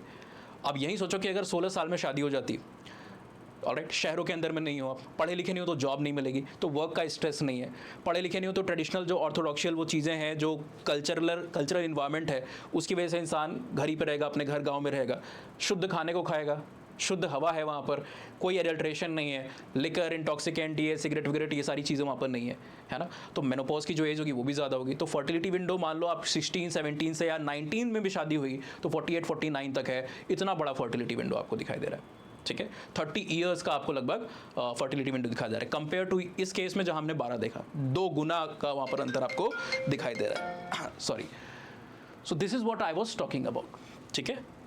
सोसाइटी के अंदर में, एजुकेशन के अंदर में आपने चेंज लाया, तो सोसाइटी के दूसरे एस्पेक्ट में जो फैमिली है उसमें भी चेंज आए, मैरिज की एज भी वहाँ पर चेंज हुई। और पढ़ी लिखी बच्ची है तो वहाँ पर डावरी की भी ज़रूरत नहीं है कि भाई पढ़ा लिखा है, आप वहाँ पर क्यों दोगे, she is herself very much able, she is a civil servant, she is a doctor, she is a teacher, educate, जो भी है ना। तो ये भी चीज़ है, पढ़े लिखे लोग वैसे भी सारी चीज़ों को थोड़ा सा अवॉइड करेंगे, अगर समझदार होंगे तो ज़रूरी नहीं है, पढ़ा लिखा और समझदार होना 2 अलग चीज़ है। चलिए, तो यही बात की है होलिस्टिक अप्रोच के अंदर, मैं पूरा समझा दिया। अब एम्बर नंबर क्या कह रही है उसको हम रीड आउट करते हैं। ये कह रहा है कि भाई इंटीग्रेटेड होल है हमारा जो सोसाइटी में जो कल्चर है, studies multifaceted system. Holistic approach के अंदर में हम एक मल्टीफेसेटेड सिस्टम के तौर पे सोसाइटी को पढ़ते हैं यहाँ पर, जिसके अंदर में फिजिकल जो इन्वायरमेंट है, फैमिली, लैंग्वेज, पॉलिटिक्स, रिलीजन, सारे एंगल्स को कवर किया जाता है। तो वही बात है जो मैंने आपको शुरू में बताई थी कि एंथ्रोपोलॉजी का होलिस्टिक होने का मतलब क्या है कि हम सिर्फ एक एंगल से चीज़ों को नहीं देखते हैं, हम सोशल चीज़ को भी देख रहे हैं, हम इन्वायरमेंटल फैक्टर को भी देख रहे हैं, हम बायोलॉजिकल एंगल से भी चीज़ों को देख रहे हैं, हम इन्वायरमेंट के साथ साथ में जो पॉलिटी है, जो लैंग्वेज है, हर एक एस्पेक्ट को कवर कर रहे हैं, रिलीजन को कवर कर रहे हैं। तो हमारी जो अंडरस्टैंडिंग है human society, human culture, human in general के बारे में, ये सबसे संपूर्ण कंप्लीट होती है, 360 डिग्री होती है, ठीक है। नाउ द गोल क्या है, the goal is to glean connections between separate factors, जो अलग अलग टूटे हुए तार है ना, उन सबके बीच में कनेक्शंस हम यहाँ पर फॉर्म करते हैं। जैसे अभी आप एक केस स्टडी होगी उसको आप देखोगे, कई बार हम चीज़ों को जब एक सिंगुलर पर्सपेक्टिव से देखते हैं ना तो हमें अंडरस्टैंडिंग उसकी उतनी बढ़िया नहीं आती है, लेकिन जब हम, कल्चर क्या है, एक जिक्सॉ पजल की तरह, चीज़ें बिखरी हुई हैं, जब आप उसको जोड़ते हो आपस में तब जा करके आपकी अंडरस्टैंडिंग जो है वो बेटर होती है। Anthropologist want not only to identify those pattern but to explain them also। अपने लिए थोड़ी नाम कर रहे हैं कि हम समझ जाएंगे, उससे क्या होगा, समझा भी तो दें दूसरों को, ठीक है। यहाँ पर भी कलर को थोड़ा सा करेक्ट कर लेते हैं और फिर आगे बढ़ते हैं। ये एक बार में एक ही होगा क्या, चलो कोई दिक्कत नहीं है। नाउ एंथ्रोपोलॉजी की फील्ड्स की बात कर लेते हैं, जो अलग अलग फील्ड्स हैं, है ना, ब्रांचेस हैं। देखिए सिलेबस जब आप एंथ्रोपोलॉजी हम पढ़ते हैं यूपीएससी के अंदर में, फाउंडेशन प्रोग्राम एक्सेट्रा के अंदर में, तो हम आपको एक्सप्लेन करते हैं, आपको बताया जाता है कि एंथ्रोपोलॉजी की 4 मेजर ब्रांचेस हैं और एक 5th एडिशनल ब्रांच भी कई जगहों पे मेंशन होती है। पहली सोशियो कल्चरल एंथ्रोपोलॉजी है, देन आपकी फिजिकल एंथ्रोपोलॉजी है जिसको बायोलॉजिकल एंथ्रोपोलॉजी भी कहते हो, तीसरी आपकी आर्कियोलॉजिकल एंथ्रोपोलॉजी है, चौथी लिंग्विस्टिक एंथ्रोपोलॉजी है। कुछ लोग मॉडर्न टाइम्स में एक 5th ब्रांच की भी बात करते हैं जिसको अप्लाइड एंथ्रोपोलॉजी कहा जाता है। सोशल कल्चरल एंथ्रोपोलॉजी के अंदर में आप सोसाइटी, कल्चर को पढ़ते हो। सोसाइटी के अंदर में जो अलग अलग कंपोनेंट्स हैं, सोशल ग्रुप्स हैं, सोशल इंस्टीट्यूशन है, सोशल एसोसिएशन है, स्टेटस है, किसी का ऊंचा किसी का नीचा, है ना। स्टेटस बहुत डायनेमिक चीज़, हम पढ़ेंगे आगे जा करके तो आप समझ में आएगा, अभी सिंपल भाषा में वही समझ लो जो ऊंचा नीचा है। कास्ट सिस्टम है कि स्टेटस है, क्लास सिस्टम के स्टेटस के अंदर में आ रहा है, ठीक है ना। किसी का हाई स्टेटस है, एलीट है, कोई गरीब है, कोई ब्राह्मण है, कोई क्षत्रिय, तो क्या है, स्टेटस है। स्टेटस इंडिविजुअल की एक रिलेटिव पोजीशन होती है सोसाइटी के अंदर में, और उस स्टेटस पे बैठे इंसान की एक अपनी भूमिका होती है सोसाइटी में, जिसको रोल कहते हैं। जैसे ब्राह्मण का एक अपना रोल है, उसकी अपनी ड्यूटी है जो सोसाइटी उससे एक्सपेक्ट करती है कि वो परफॉर्म करेगा, राइट। तो सबके अपने अपने स्टेटस से रोल है, वो भी हम पढ़ते हैं यहाँ पर। सोशल स्ट्रैटिफिकेशन इनइक्वालिटी को पढ़ते हैं हम यहाँ पर, और भी कई सारे जो कंपोनेंट हैं, सोशल प्रोसेसेस हैं, उनको अंडरस्टैंड करते हैं। कल्चर और कल्चर के थीम को पढ़ते हैं हम यहाँ पर। कल्चर क्या होता है, कल्चर के एट्रीब्यूट्स क्या होते हैं, कल्चर का फंक्शन क्या होता है, ठीक है। कल्चरल प्रोसेस क्या होती है, diffusion, socialisation, enculturation, ट्रांसकल्चरेशन, neo culturation, बहुत सारी चीज़ें यहाँ पर पढ़ते हैं, ठीक है। कल्चर लैग क्या होता है, जनरेशनल गैप कैसे आता है, कल्चर शॉक क्या होता है। तो अगर आप किसी एक ऐसे कल्चर को देखो अचानक से, जिसकी प्रैक्टिसेस, जिसके आइडियाज़, जिसकी मोरालिटी, जिसकी वैल्यूज़ वो आपके कल्चर से टोटली डिफरेंट है, कंट्रास्ट में, तो वहाँ पर एक रिएक्शन आएगा शॉक का। उसी फिनोमेना को आप कल्चर शॉक कहते हो, ठीक है। तो ये सारी चीज़ें भी हम वहाँ पर कल्चर के अंदर पढ़ते हैं, और इंस्टीट्यूशंस को पढ़ते हैं डिटेल में। मैरिज, फैमिली, किनशिप, रिलीजन, ये सारी चीज़ें, कहाँ से आया, कब आया, क्यों आया, है ना, फ्यूचर क्या है इसका, टाइप्स क्या है इसके, सारी चीज़ें यहाँ पर डिटेल होती हैं। अब जो ब्रिटिश कल्चर है वो इसके लिए सोशल टर्म का इस्तेमाल करता है, सोशल एंथ्रोपोलॉजी। और जो भी कॉलोनीज रही हैं ब्रिटेन की, है ना, जो ब्रिटिश एम्पायर के अंदर जो कॉलोनीज आपको देखने को मिली, वो भी सोशल एंथ्रोपोलॉजी ही टर्म यूज़ करती हैं। जैसे हमारे जो अर्लीस्ट स्कॉलर है ना, या फिर पुराने ज़माने के किसी भी स्कॉलर की किताब उठाओगे आप, ब्रिटिश या फिर जो कॉलोनीज़ के स्कॉलर्स हैं, वो सोशल एंथ्रोपोलॉजी टर्म इस्तेमाल करते थे। लूसी मार की किताब आपको देखने को मिल रही है। और अमेरिकन एंथ्रोपोलॉजी का जो स्कूल है, वहाँ पर कल्चरल टर्म यूज़ होता है। बस ये है कि भाई प्राइमेसी किसकी है, कौन मुख्य है, दोनों ज़्यादा का। दोनों यहाँ पर एक सोशल एंथ्रोपोलॉजी टर्म यूज़ कर रहा है, एक कल्चरल टर्म कर रहा है। रीज़न बीइंग कि प्राइमरी कौन है दोनों में से, है ना। अब वही बात है, कान इधर से पकड़ो चाहे इधर से पकड़ो। सोसाइटी किससे बनी है, सोसाइटी लोगों से बनी है। Society is a group of individual. अब ये जो ग्रुप ऑफ इंडिविजुअल है, ये कुछ प्रैक्टिस, कुछ बिलीफ, कुछ आइडियाज़ को अपने साथ में रखते हैं, जिसको आप कल्चर कहते हो, ठीक है ना। तो दोनों एक दूसरे को कॉम्प्लीमेंट करते हैं, आइसोलेटेड नहीं है। बस ये है कि आप ज़्यादा इंपॉर्टेंट किसको मान रहे हो, आपका फोकस ज़्यादा किसके ऊपर है। तो ये डिवीजन है, इसलिए इसको कोई सोशल, कोई कल्चरल कहता है। हम लोग आज के समय में मॉडर्न टाइम्स में, या कई सारे और भी देश जो हैं, सोशियो कल्चरल कहते हैं। क्यों डिबेट में पढ़ना, सोशियो कल्चरल कौन पढ़ना, तो आपको वही सारी चीज़ें इनफैक्ट। अगला यहाँ पर बायोलॉजिकल और फिजिकल में भी ऐसा ही है। ब्रिटिश एंथ्रोपोलॉजी जो है, या ब्रिटिश एंथ्रोपोलॉजिस्ट जो है, वो फिजिकल एंथ्रोपोलॉजी टर्म यूज़ करते हैं, अमेरिकन बायोलॉजिकल टर्म यूज़ करते हैं। शुरुआत में आप देखोगे ना, फिजिकल एंथ्रोपोलॉजी का बोलबाला था, ह्यूमन के वेरिएशन को हम पढ़ रहे हैं, एनाटॉमी वहाँ पर पढ़ी जा रही है ना, जो इवोल्यूशन है उसके कंसेप्ट को पढ़ा जा रहा है। डार्विन, लेमार्क जैसे लोग हैं, ये चीज़ों को हमको समझा रहे हैं, और पेलेंटोलॉजिकल रिसर्चेज हो रही हैं, फॉसिल्स को वहाँ पर देखा जा रहा है, ढूंढा जा रहा है, उसको स्टडी किया जा रहा है। प्राइमेटोलॉजिकल स्टडीज़ हो रही है, जो भी आप आगे पढ़ोगे, प्राइमेट्स के बारे में पढ़ा जा रहा है। प्राइमेट्स हमारा एक ऑर्डर है, हम सब किंगडम एनिमेलिया में आते हैं, आपको सबको पता होगा। 5 किंगडम क्लासिफिकेशन पढ़ा होगा बचपन में, 2 किंगडम, 3 किंगडम, 4 किंगडम, 5 किंगडम, है ना। Ernst Haeckel, Linnaeus, Robert H Whittaker. तो वहाँ पर 5 किंगडम में, जिसमें मोनेरा है, प्लांटे है, एनिमेलिया है, फंजाई है, और एनिमल्स भी बताया मैंने आपको। एनिमेलिया के अंदर में कई सारे सब डिवीजन हैं। काफ़ी नीचे आप आओगे यहाँ पर तो क्लास का लेवल आता है। तो क्लास हमारी क्या है, मेमेलिया है। बाकी क्लासेस एप्स में बर्ड आ जाते हैं, रेप्टाइल्स, एम्फीबियंस, स्पाइसेस, जिसमें मछलियाँ वगैरह आ जाती हैं। हम क्या हैं, हम बेसिकली मैमल्स हैं। अब मैमल्स के अंदर में भी ना, जो क्लास मेमेलियाज के अंदर में कई सारे ऑर्डर्स हैं। ईडेंटाटा है, सिटेशिया है, सिरेनिया है, कायरोप्टेरा जिसमें बैट आ जाते हैं, कार्निवोरा जिसमें डॉग, कैट, ये लेपर्ड, टाइगर, जगुआर, लायन, ये सब आ जाते हैं आपके, ठीक है। उसको छोड़ के प्रोबिस्क्वाइडिया, हाथी आ जाता है। अंगुलाटा है, जिसमें हूव्ड एनिमल्स आपके आ जाते हैं, ठीक है। इंसेक्टिवोरा आपका है, और एक हमारा ऑर्डर है जिसको प्राइमेटा कहते हो। तो क्या है, क्लास मेमेलिया के अंदर में एक ऑर्डर है जिसको आप प्राइमेटा कहते हो। और इस प्राइमेट ऑर्डर के अंदर में कौन आता है, हम आते हैं। जो बंदर हैं सारे के सारे, वो भी इसी में आते हैं, और जो एप्स हैं वो भी इसी में आते हैं। और हमारे जो एंसेस्टर्स हैं, नियर और डिस्टेंट एंसेस्टर्स, जैसे आपका ऑस्ट्रेलोपिथेकस, निएंडरथल्स, ये सब भी इसी कैटेगरी के अंदर में आते हैं। इसको छोड़ के कुछ और भी हैं जन, जो शायद आप कम फेमिलियर हो जिनसे, जिसको आप क्या कहते हो, प्रोजीमियंस कहते हो, जिसमें लॉरिस, लीमूर, टार्शियस, ऐसे एनिमल्स आते हैं, ठीक है ना। कुछ बंदर के साइज़ के होते हैं, कुछ बहुत छोटे होते हैं, स्क्विरल के साइज़ के होते हैं। स्क्विरल यानी गिलहरी, आप इमेज देखना तो पता चलेगा। Loris, LORIS, lemurs etcetera. आगे जब हम बढ़ेंगे फिजिकल एंथ्रोपोलॉजी, तो बहुत बाद में आएगा मेरे नंबर में, आप उस चीज़ को वहाँ पर देखोगे। तो ये प्राइमेटोलॉजी की फील्ड है। तो एंथ्रोपोलॉजिस्ट जो है वो प्राइमेट्स की भी स्टडी कर रहे हैं। पर्पस क्या है, हम ये नहीं देखना चाहते हैं कि हमारे बीच में सिमिलैरिटीज़ क्या है आज के प्राइमेट में और हमारे बीच में, हम डिफरेंसेस को देखना चाह रहे हैं, क्या चीज़ हमें डिस्टिंक्ट बनाती है। ये जब आप समझोगे कि क्या चीज़ हमें डिस्टिंक्ट बनाती है, तभी आप कोर्स ऑफ इवोल्यूशन को समझ पाओगे, क्या चेंजेस आए हैं और क्यों आए हैं। जैसे हम पढ़ते हैं तो हम डिस्टिंक्शन को देखते हैं ना, कि जो प्राइमेट्स हैं, बाकी सारे एप्स हैं, ओरिंगोटैन है, गोरिल्ला है, चिंपैंजी है, ये 4 पैरों पे चलते हैं, और हम जो है वो 2 पैरों पे चल रहे हैं। तो ये हमारे बीच में डिस्टिंक्शन है, डिफरेंस है। अब इसको आने के लिए कुछ वजह रही होगी, और इसके आने के लिए कई सारे चेंजेस हुए होंगे, ठीक है ना। तो वजह बहुत सारी बताई गई, जिसमें से सबसे सिंपल वजह जो मैं आपको बताता हूँ, एक इन्वायरमेंटल चेंज की कंसेप्ट है, जिसको समाना हाइपोथेसिस कहते हैं। ऑल्दो आज उसके बहुत सारे डिबेट से माना नहीं जाता है कि भाई पहले जो कंडीशन थी वो एक wild life intense forest, dense forest like condition हुआ करती थी अफ्रीका के अंदर में, जहाँ पर अर्ली ह्यूमंस का ओरिजिन हुआ है ना।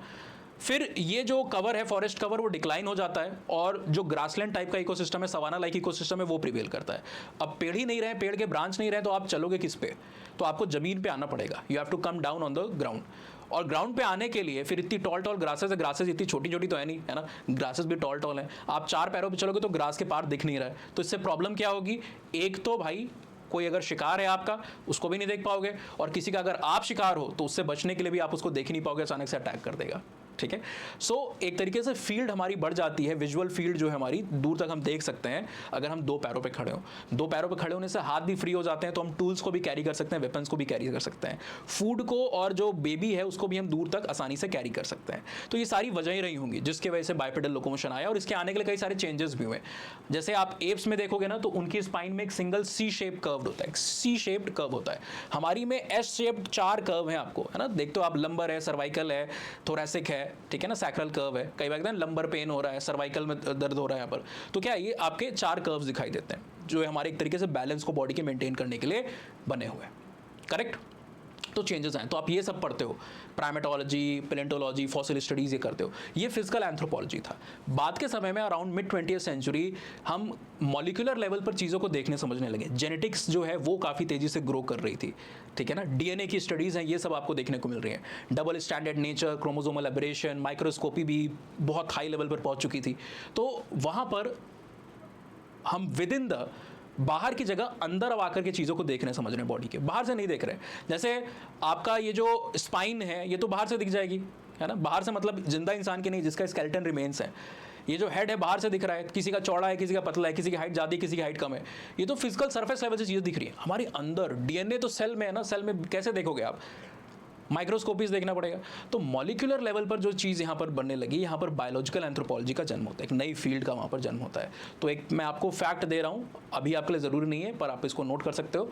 फादर ऑफ जो फिजिकल एंथ्रोपोलॉजी है वो ब्लूमेनबाख नाम के एक इंसान है, BLUMENBACH, इनको दिया जाता है क्रेडिट। ये शुरुआत में जो कॉकसॉइड टर्म है ना, ये भी इन्होंने यूज़ किया था। जो अलग अलग रेस है ना, रेशियल स्टडी करते थे, पॉपुलेशन में वेरिएशन पढ़ते थे।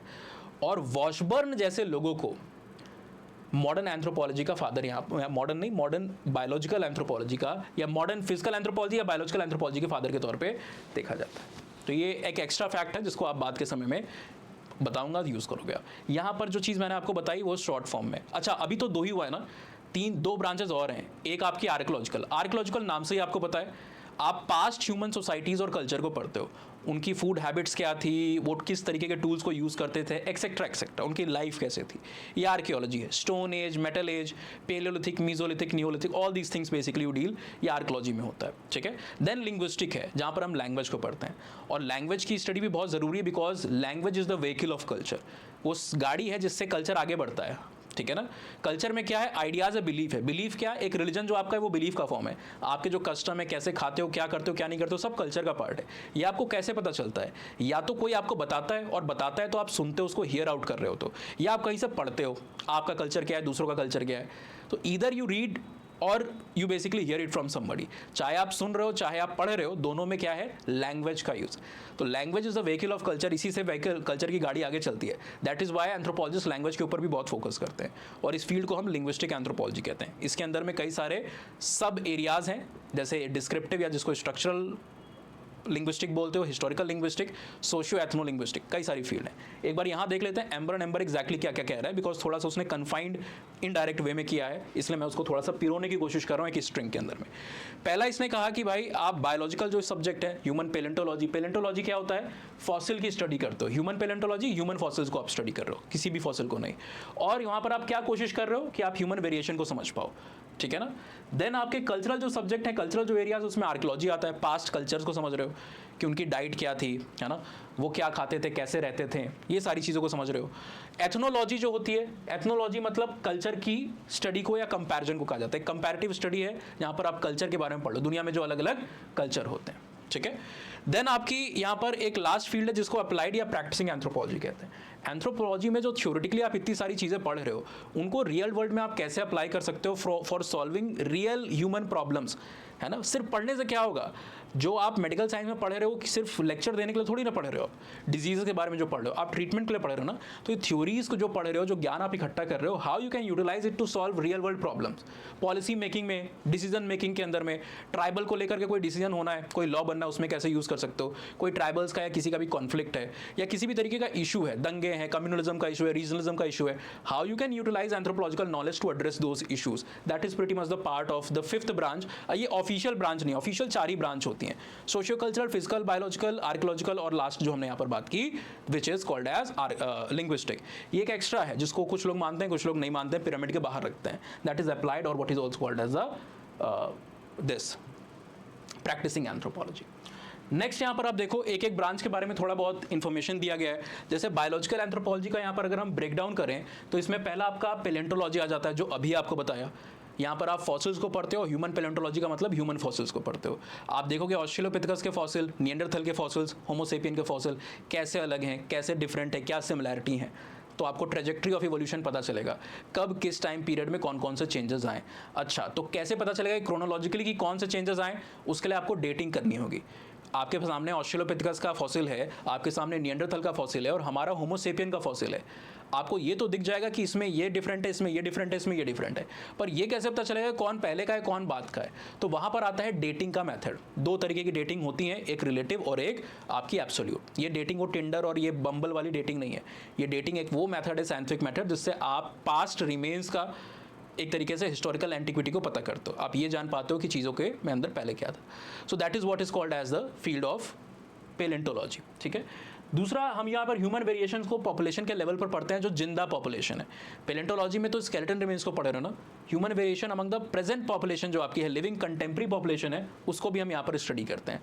For example racial differences, race, हमारे यहाँ जैसे कास्ट का एक इशू है लंबे समय से भारत के अंदर में, वैसे ही आप वेस्ट में जाओगे तो वहाँ पर रेसिज्म एक बड़ा इशू होता है। तो रेसिज्म क्या है, पॉपुलेशन के लेवल पर फिजिकल फीचर्स को लेकर के जो डिफरेंस होते हैं। किसी का कलर कम्प्लेक्शन कुछ और है, किसी का कुछ और है, आई कलर कुछ और है, कुछ और है, हेड का फॉर्म अलग है, दूसरे का अलग है। तो इसके बेसिस पे दुनिया भर में बहुत सारी रेसेस हैं। हम 3-4 मेजर रेसेस की बात करते हैं, जो कॉकोसॉइड, मोंगोलॉइड, नीग्रोइड और ऑस्ट्रेलॉइड है। ठीक है ना। इसके अंदर में कई सारी सब रेसेस और लोकल रेसेस भी आती हैं। तो हम यहाँ पर कंटेम्पररी पॉपुलेशन को स्टडी करते हैं। हम ये नहीं जानना चाहते हैं कि कोई क्यों ब्लैक है, कोई क्यों वाइट है। रेसेस की पढ़ाई का मतलब ये नहीं कि हम रेसिज्म को प्रमोट कर रहे हैं, हम जानना चाह रहे हैं कि ह्यूमन वेरिएशन आते कहाँ से या क्यों है। जैसे अभी आगे जाके आप पढ़ोगे कि ट्रॉपिकल रीजन के अंदर में जो डार्कर कॉम्प्लेक्शन है वो ज़्यादा कॉमन है। वाई? बिकॉज जो इंसिडेंट सोलर एक्सपोजर है वो आपको ज़्यादा देखने को मिल रहा है। तो डार्कर कलर ऑफ स्किन के अंदर में मेलानिन का कंसंट्रेशन ज़्यादा रहेगा। एक पिगमेंट होता है जिसकी कंसंट्रेशन अगर ज़्यादा है तो आप डार्कर कॉम्प्लेक्शन को रखते हो, मेलानिन अगर कम है पिगमेंट तो आप लाइटर स्किन कलर होता है। तो जहाँ पर सोलर इंसिडेंट एक्सपोजर ज़्यादा आपको दिखाई दे रहा है, सूर्य की रोशनी आ रही है तेजी से, वहाँ पर ये मेलानिन की जो लेयर है, डिपोजिशन जो है, वो आपको प्रोटेक्ट कर रही है यूवी डैमेज से। ठीक है। लाइटर इस जो आपके फॉर एग्जांपल जो टेम्परेट रीजन है, वहां पर सूरज की किरणें या एक्सपोजर उतना ज़्यादा नहीं, इंटेंसिटी उतनी ज़्यादा नहीं है, राइट, एनुअली। तो इसलिए उनको उतने प्रोटेक्शन की ज़रूरत नहीं है। लेकिन अब ये जो एक्सपोजर वो ज़्यादा नहीं, तो एक प्रॉब्लम भी होती है, विटामिन डी का सिंथेसिस नहीं हो पाता है। इसीलिए वहाँ पर लाइट कॉम्प्लेक्शन है कि एक तो जो थोड़ी बहुत एक्सपोजर है उससे हम विटामिन डी कैसे सिंथेसाइज कर ले। इसलिए आप कई बार देखोगे ना, विदेश के लोग, बाहर के लोग, ठंडे प्रदेशों के जो लोग होते हैं, देशों के लोग होते हैं, वो आकर के हमारे बीचेस में, एशिया, साउथ एशियन बीचेस के ऊपर कई बार क्या करते हैं, उस चीज़ को कहते हैं सन बेदिंग। आप तो 2-10 मिनट ना करो, है ना। सर्दियों में भले आप थोड़ा बहुत कर लो, अदरवाइज आप नहीं करोगे। वो आपको दिखाई देंगे इस समय में भी, आप अभी का समय है ना, उसमें भी आपको दिखाई देंगे, अभी अप्रैल शुरू होने वाला है। सो वो चीज़ है, ठीक है ना। नेक्स्ट है यहाँ पर प्राइमेटोलॉजी, जो मैंने आपको अभी बताई। प्राइमेट स्टडीज़ में क्या होता है, जैसे ह्यूमन और चिंपैंजीज, हमारा जो जेनेटिक मटेरियल है वो 98.7% लगभग सेम है। कह सकते हो रफली 99% हमारे जो जीन्स हैं वो बिल्कुल सेम है, हमारे और चिंपैंजीज के, हमारे और चिंपैंजी के। एक ह्यूमन दूसरे ह्यूमन से सिर्फ 0.1% डिफरेंट होता है, और हम चिंपैंजीज से लगभग 1.3% या 1% डिफरेंट होते हैं। इस 1% जो जीन्स का जो डिफरेंस है वो हमारे में इतने मूलभूत बदलाव लाता है कि चिंपैंजीज वैसे हैं और हम ऐसे हैं। हमारे पास कल्चर है, हमने सोसाइटी बनाई है, हमने पूरी इतने सारे वेपन्स बनाए। आज ईरान, यूएस, इजराइल लड़े जा रहे हैं एक से कोई क्रूज मिसाइल यूज़ कर रहा है, कोई बैलिस्टिक मिसाइल यूज़ कर रहा है ना, कोई ICBM कर रहा है, कोई MIRV का वहाँ पर इस्तेमाल कर रहा है। मिसाइल के ऊपर भी लेक्चर बनाया, अगर आपको देखना है चैनल पर जाइएगा, दुनिया भर की मिसाइल का टाइप। ऑलराइट, तो ये हम यहाँ पर प्राइमेटोलॉजी के अंदर में पढ़ने समझने की कोशिश करते हैं, हम कैसे डिफरेंट हैं बाकी जो प्राइमेट्स हैं उनसे, क्या सिमिलैरिटीज़ और क्या ट्रेजेक्ट्री रही है। यहाँ पर एक स्कॉलर है जिनकी इमेज दी गई, इनके बारे में बताया नहीं गया है, ये ब्रूट ग्लैडिकस है या गाल्डिकस भी आप कहते हो, ठीक है ना। ये वर्ल्ड की लीडिंग अथॉरिटी है on researches on orangutan. Orangutan आपका एक एप है, जैसे आपका चिंपैंजी और गोरिल्ला है ना, वैसे ही आपका ग्रेट एप है। ग्रेट एप लार्ज होते हैं काफ़ी, और ये इकलौता ग्रेट एप है जो साउथ एशिया में पाया जाता है। बाकी जो एप्स हैं वो आपके यूजुअली दूसरे प्रांतों में, अफ्रीका वगैरह में पाए जाते हैं, ठीक है। तो एशिया में पाया जाने वाला इकलौता ग्रेट एप है ये। तो ये उसके ऊपर लीडिंग रिसर्चर है, इनकी इमेज यहाँ पर लगी हुई है। क्या नाम है इनका? ब्रूट गाल्डिकस, ठीक है, GALDIS। चलिए, अब यहाँ पर एक केस स्टडी एम्बर के अंदर में दी हुई है जो कि है हाडजास की केस स्टडी।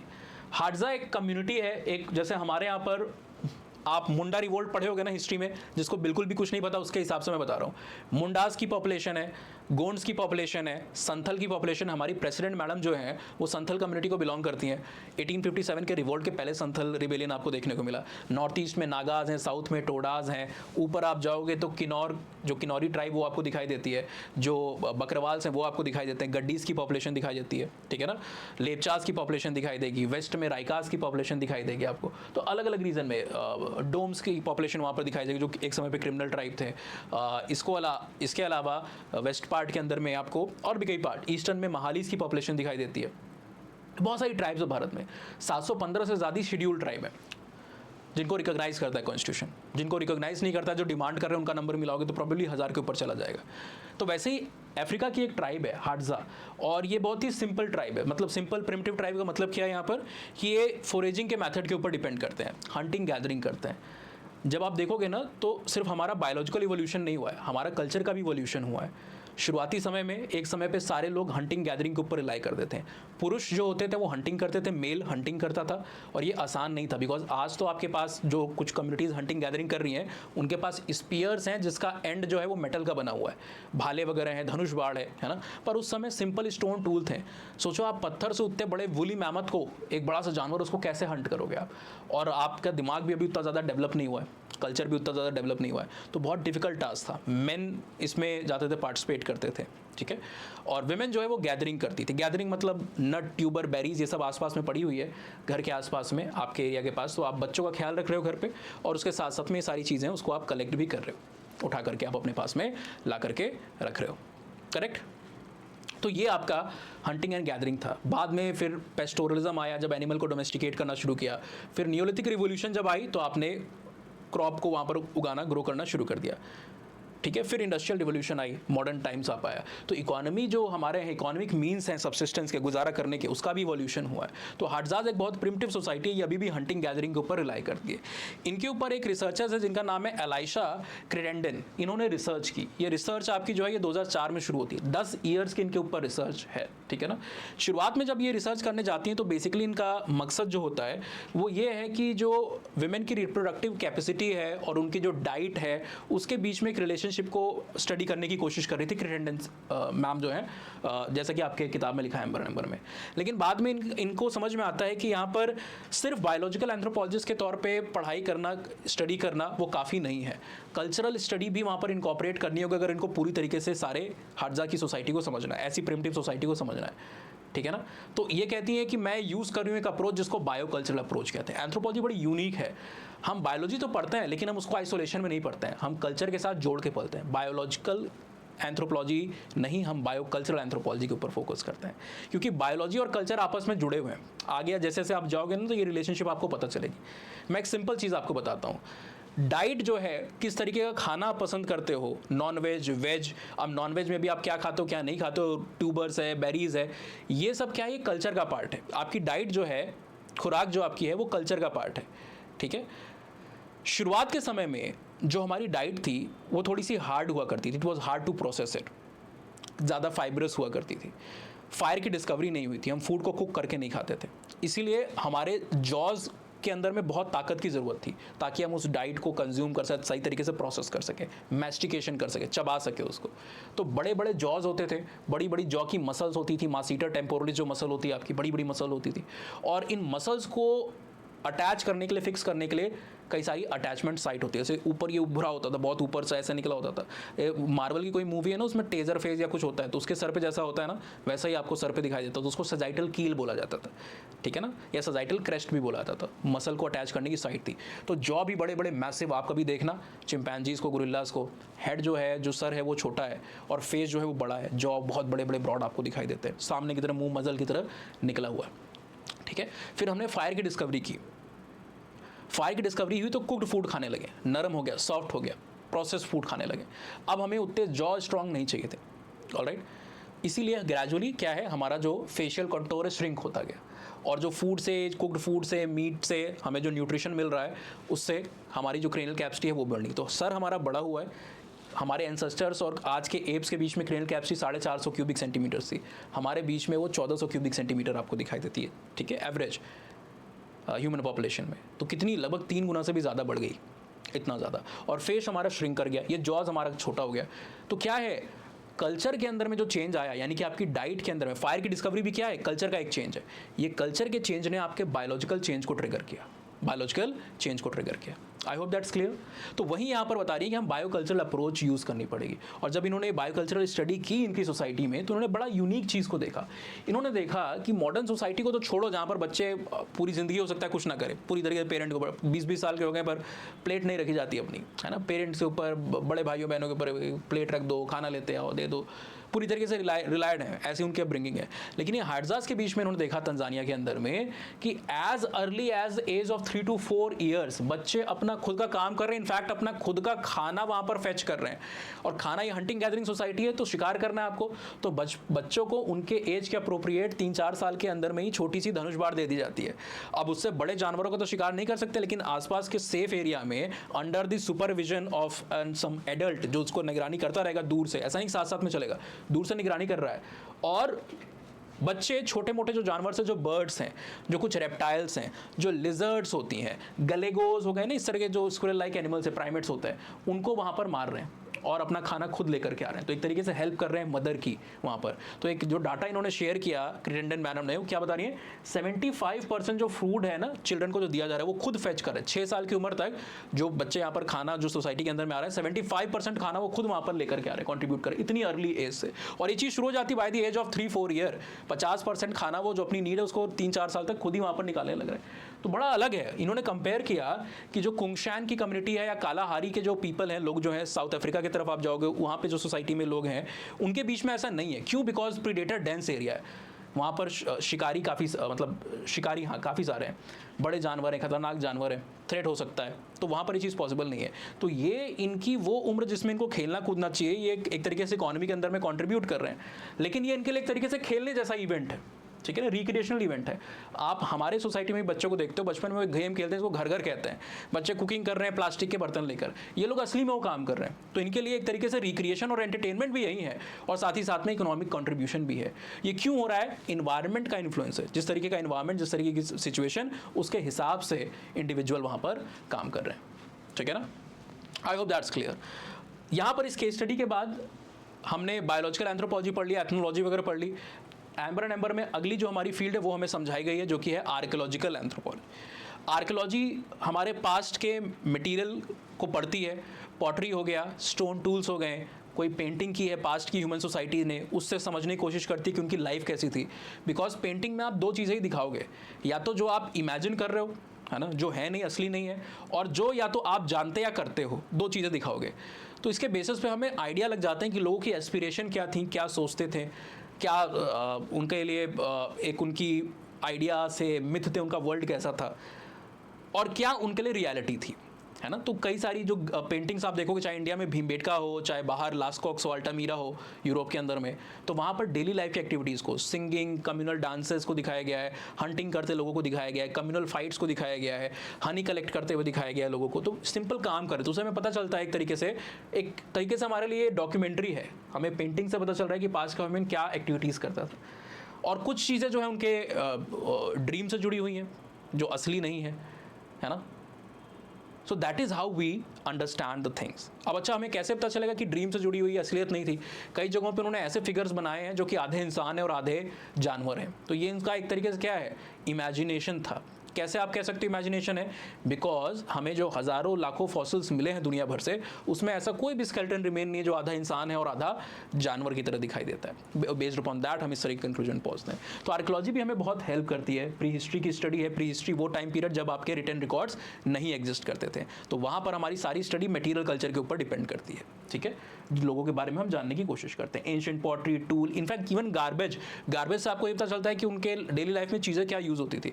कई बार क्या है ना कि आप अगर कुछ खा रहे हो, लोग केव का जो सबसे अंदर वाला हिस्सा होता था, जहाँ पर एयर कम होती थी, जहाँ पर डार्क होता था, काफ़ी रोशनी नहीं आती, तो लोग वहाँ नहीं रहते थे, केव के माउथ के पास रहते थे। रोशनी है, कोई शिकार आए तो आप भाग सकते हो, ठीक है, हवा आ रही है आपकी, ऑक्सीजन की सफिशिएंसी है, तो लोग केव के माउथ के आसपास रहते थे।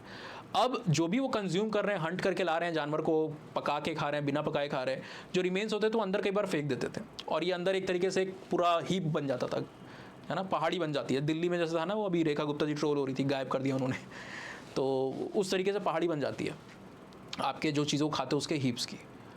अब इसको देख के आपको ये पता चलता है कि पास्ट की डाइट क्या थी, क्या चीज़ें यूज़ करते थे। हमें ये तो पता चलो मीट खाते थे, पर मीट किस किस चीज़ का खाते थे वो हमें यहाँ पर पता चल सकता है। ठीक है, चलिए, तो ये आपकी आर्कियोलॉजिकल फील्ड है। अच्छा, यहाँ पर एक और केस स्टडी आ जाती है एस्टेक सोसाइटी के बारे में। एस्टेक एक मीजो अमेरिका सिविलाइजेशन है, जैसे हमारी इंडस सिविलाइजेशन है, बाकी सिविलाइजेशन है, तो एंशिएंट सिविलाइजेशन है।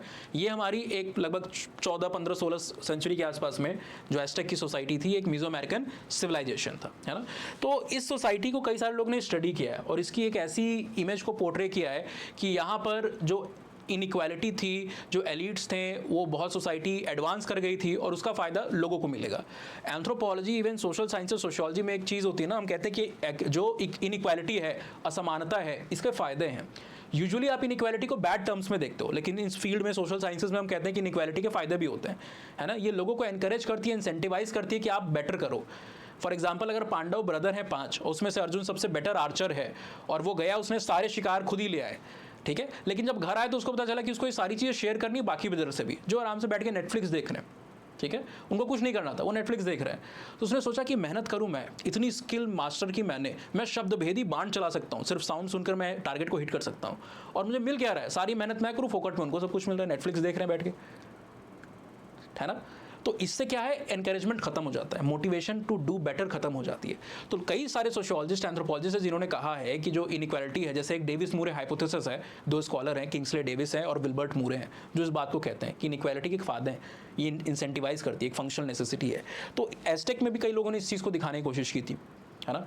लेकिन ये जो एक स्कॉलर हैं जिनका नाम यहाँ पर क्या है, एलिजाबेथ ब्रमफील्ड, ये इस आइडिया को कि इनइक्वालिटी के बेनिफिट हैं, इसको क्रिटिसाइज करती हैं। ये कह रही है कि जो स्टैंडर्ड ऑफ लिविंग है कॉमनर्स के, सामान्य लोगों के, वो पहले की तरह ही बदतर रहे, इवन जब ये कॉमनर्स एस्टेक सोसाइटी के अंदर में इनकॉर्पोरेट या एब्जॉर्ब हो गए, ठीक है ना। तो लीडर्स या एलीट्स हैं, उनकी कंडीशन तो ऊपर होती गई, जैसे हम आज कहते हैं कि अमीर अमीर होता जा रहा है, लेकिन गरीब की चीज़ वहाँ पर सुधर नहीं रही है।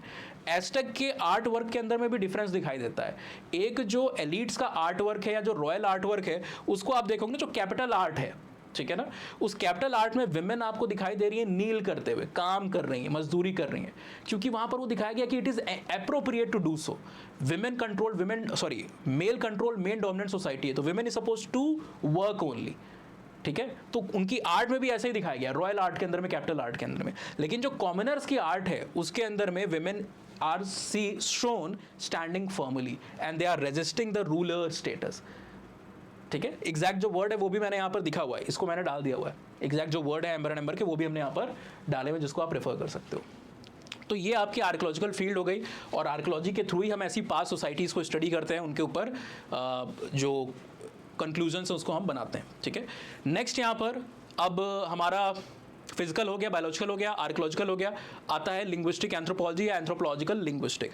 ये जैसा कि मैंने आपको बताया 3 हिस्सों में बटा हुआ है। हिस्टोरिकल लिंग्विस्टिक जो समय के साथ लैंग्वेज में चेंज आए हैं उसको पढ़ती है। दूसरी फील्ड है इसकी स्ट्रक्चरल या इसको डिस्क्रिप्टिव लिंग्विस्टिक भी कहते हो, ये लैंग्वेज के स्ट्रक्चरल कंपोनेंट को पढ़ती है, ठीक है ना। अलग अलग सोसाइटी के अंदर में जो लैंग्वेजेस हैं, उनके स्ट्रक्चर के अंदर में जो फंडामेंटल डिफरेंसेस हैं उसको यहाँ पर समझने की कोशिश कर रही है। तो principle determining sound and word construction, for example एक सोसाइटी में कुछ और है, दूसरे सोसाइटी में कुछ और, तो वो स्ट्रक्चरल बेसिस के ऊपर फोकस है।